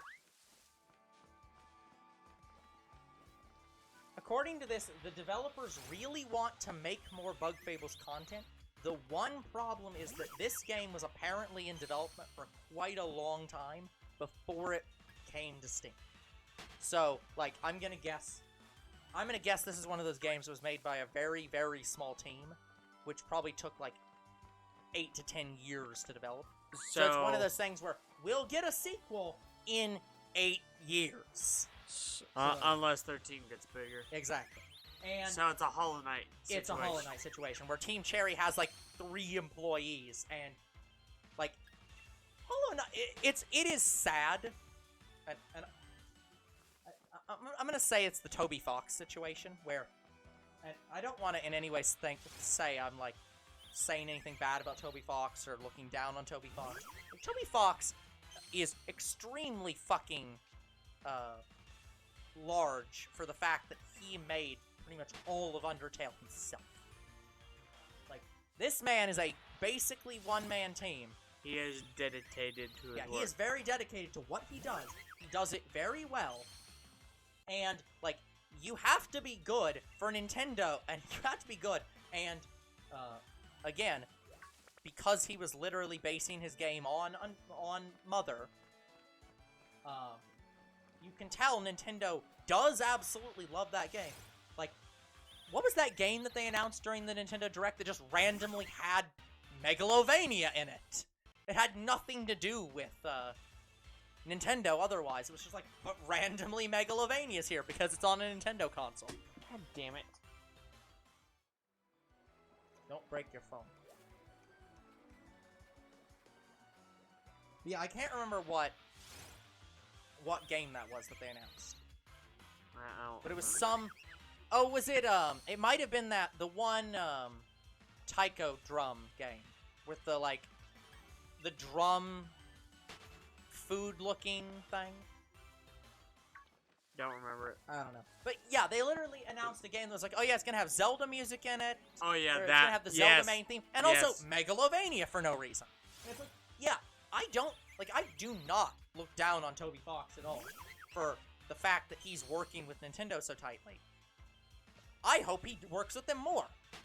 Like, I have said for many years, I want Nintendo to basically revive Ape Inc., like, as in the actual Mother developers, not Creatures Inc., the Pokemon developers, like, I would love for them to just say, hey, we'll provide you with people.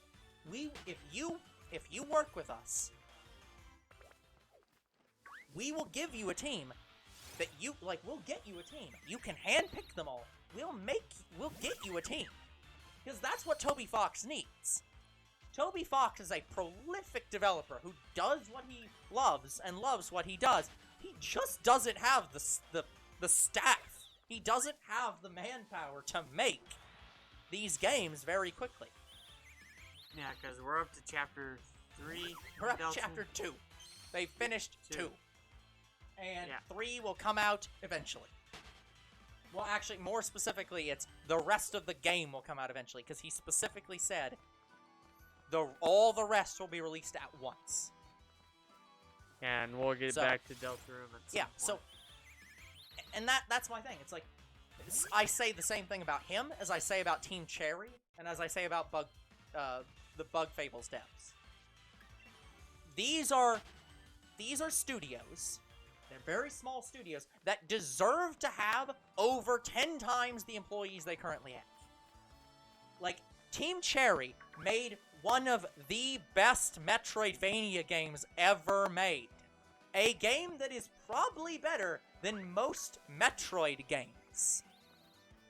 Again, and I love Metroid. I love Metroid Fusion, I love Metroid Dread, and I love Hollow Knight.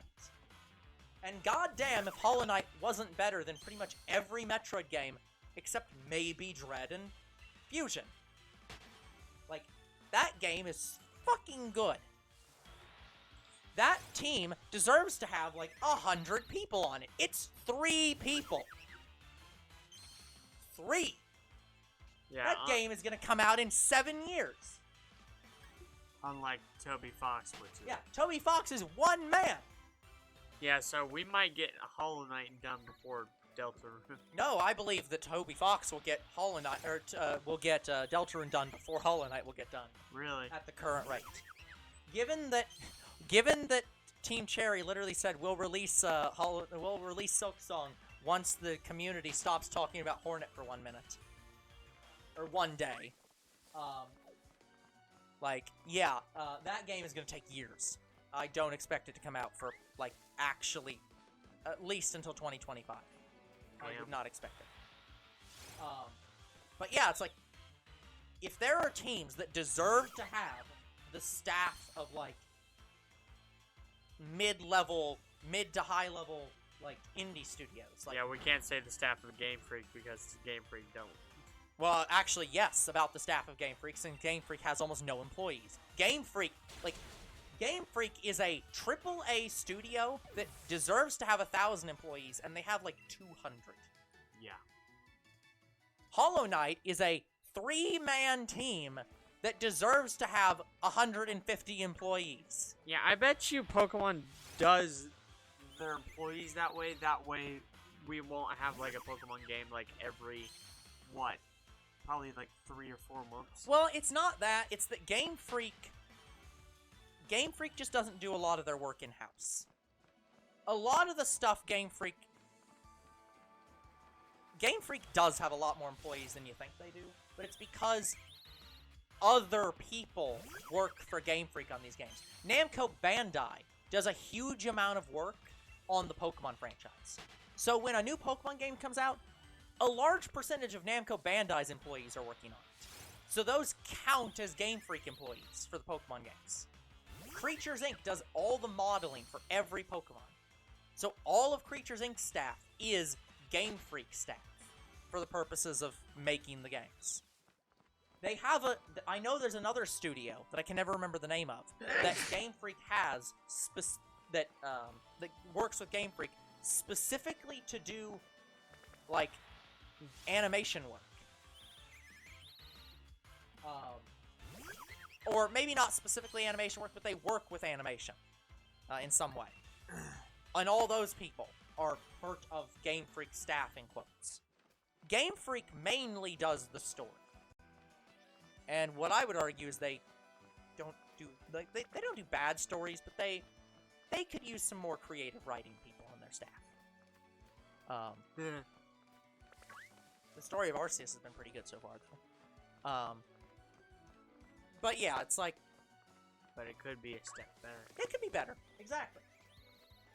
I think that the gameplay of Arceus is, like, some of the best in the franchise. But, like, yeah, their writing could be a little bit better. It's not bad, but it could be a little bit better. Yeah, I want like, Sun and Moon levels of emotion into the story. People have been begging for, like, we want a game as well written as Heart Gold and Soul Silver.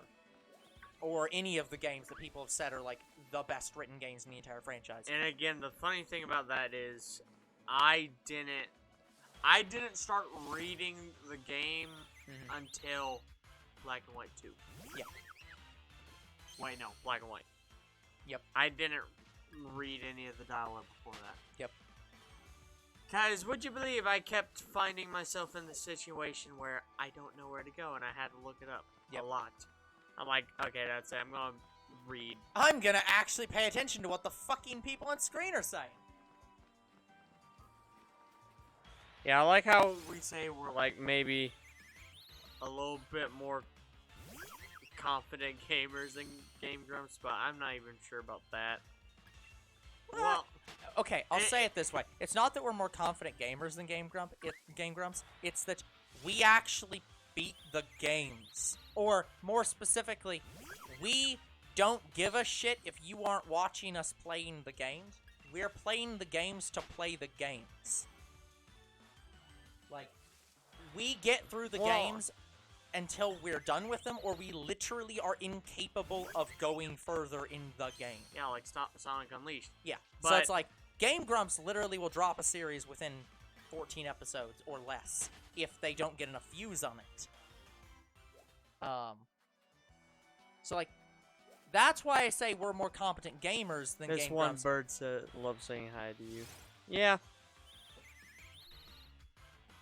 But anyways... That is true, Lunchbaggy. It really does.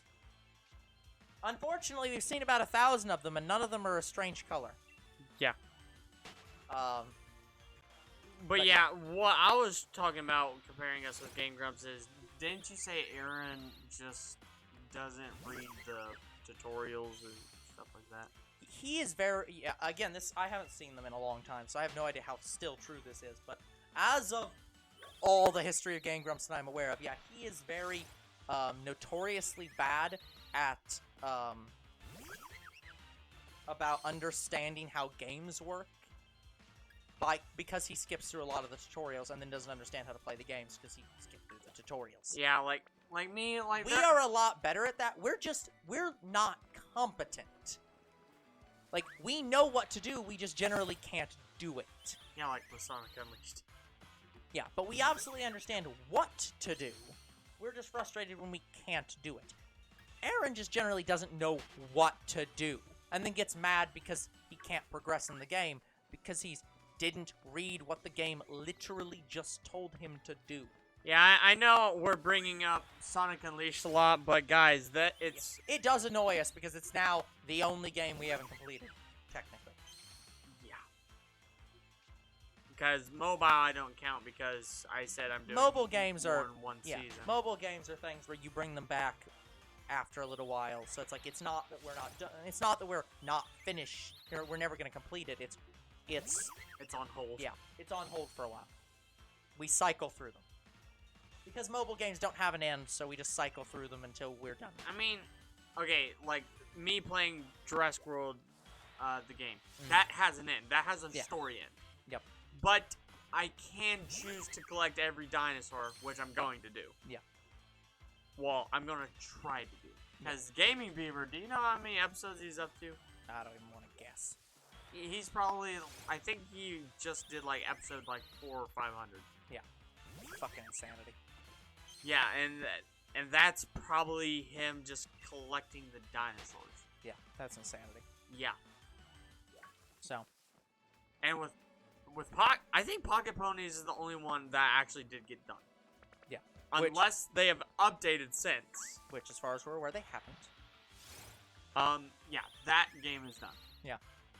I did put finale on that episode now. Although I hilariously put it on the wrong one, because I put it on 15, then realized it was on the wrong one. Yeah, I had 17 episodes, I think. No, you had 16. 16, right. Yeah. People have been begging me for 17. Yeah. Yeah, I literally put on their finale so that people would hopefully understand the point that the game is done. But they'll probably still ask why you don't have another one. And I'll still answer. There's nothing else to do. I collected all the characters and... Yeah. To be fair, Lunchbaggy, the Switch has native recording software, but it only lasts, like, what, 30 seconds? 30 seconds. Yeah. But yeah, And there's not an easy way to transfer files. No. But yeah, if you're looking to record stuff, I'd absolutely recommend it. Like, Elgato capture card's only like $100. It's not. But you need a PC as well. Yeah, you need a PC to plug into it though. Yeah. But like, it's not very expensive, but at the same time, it's also not that good. Like, so it's like, I don't know. Yeah, we wish... If you have the abilities to do it, you can for not that much, but yeah. But yeah, we wish you luck in figuring out how you're gonna have that work. Yeah. Yeah,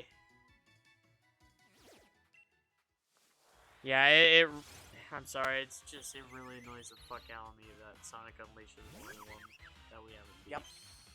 Again, there's other games we technically didn't beat, but we've kind of all we've beat them all now. Yeah, not having a laptop or PC is the problem. So, yeah, good luck with that. Yeah, what, you need at minimum like a 500 gig PC. Again, you focus on storage space. It's like, it's not about the storage space, it's about the processing underneath. It's same thing? No. Okay, what do you need at minimum with processing? Well, like what I have? Given that you have like an i9 processor, I think that's what we got. Yeah, mine's basically equivalent to Xenon, right? Yeah, it's like you have an i9 processor and our main computer is a Xeon processor. It's basically a server.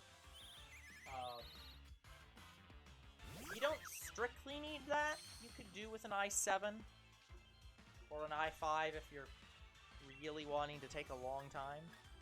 But yeah, it's not.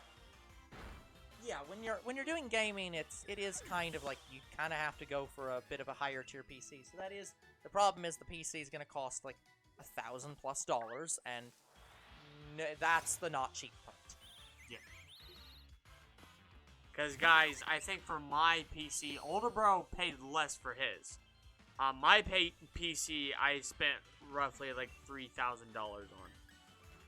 No, I was gonna say it's probably closer to 2,000, but yeah, it was a lot. No, it was 3,000. Because I had to buy some extra components for it. No, fair. That's fair. And I'm probably gonna be spending more on it because I'm getting a disk drive, and I probably have to figure out how to put that into my PC. Yeah.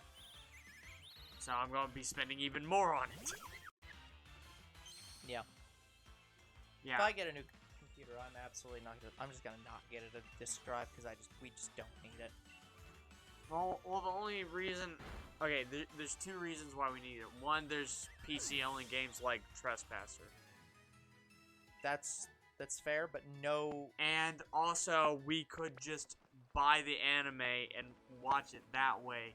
We can just record DLC instead of watching on Funimation. That's true, but I mean, I have that right now though. Yeah, like Dragon Maid, we could have watched it. Yeah, but on disc. Well, no. What I'm saying is, I own several Funimation things. One of the nice things about a lot of the new Funimation stuff is that if you buy a disc, if you buy an anime that's by Funimation, they will give you for free a digital copy permanently on Funimation. So, like, I have Toilet Bound Hanako-kun on Funimation completely free. That's cool. So, like, I can just watch it whenever the hell I want. because I bought the physical version. I'm guessing the same is probably going to be for Dragon Ball. Maybe. I don't. They make a lot of money off Dragon Ball. That might be one of the ones they don't do it for. I know I have a code for Dragon Ball, but I don't know. Like. Yeah. Anyways, we I are. don't remember what code it was. We are a good deal over time. Wait, we are? Yeah. We've been talking, so I've not said anything. So how over are we?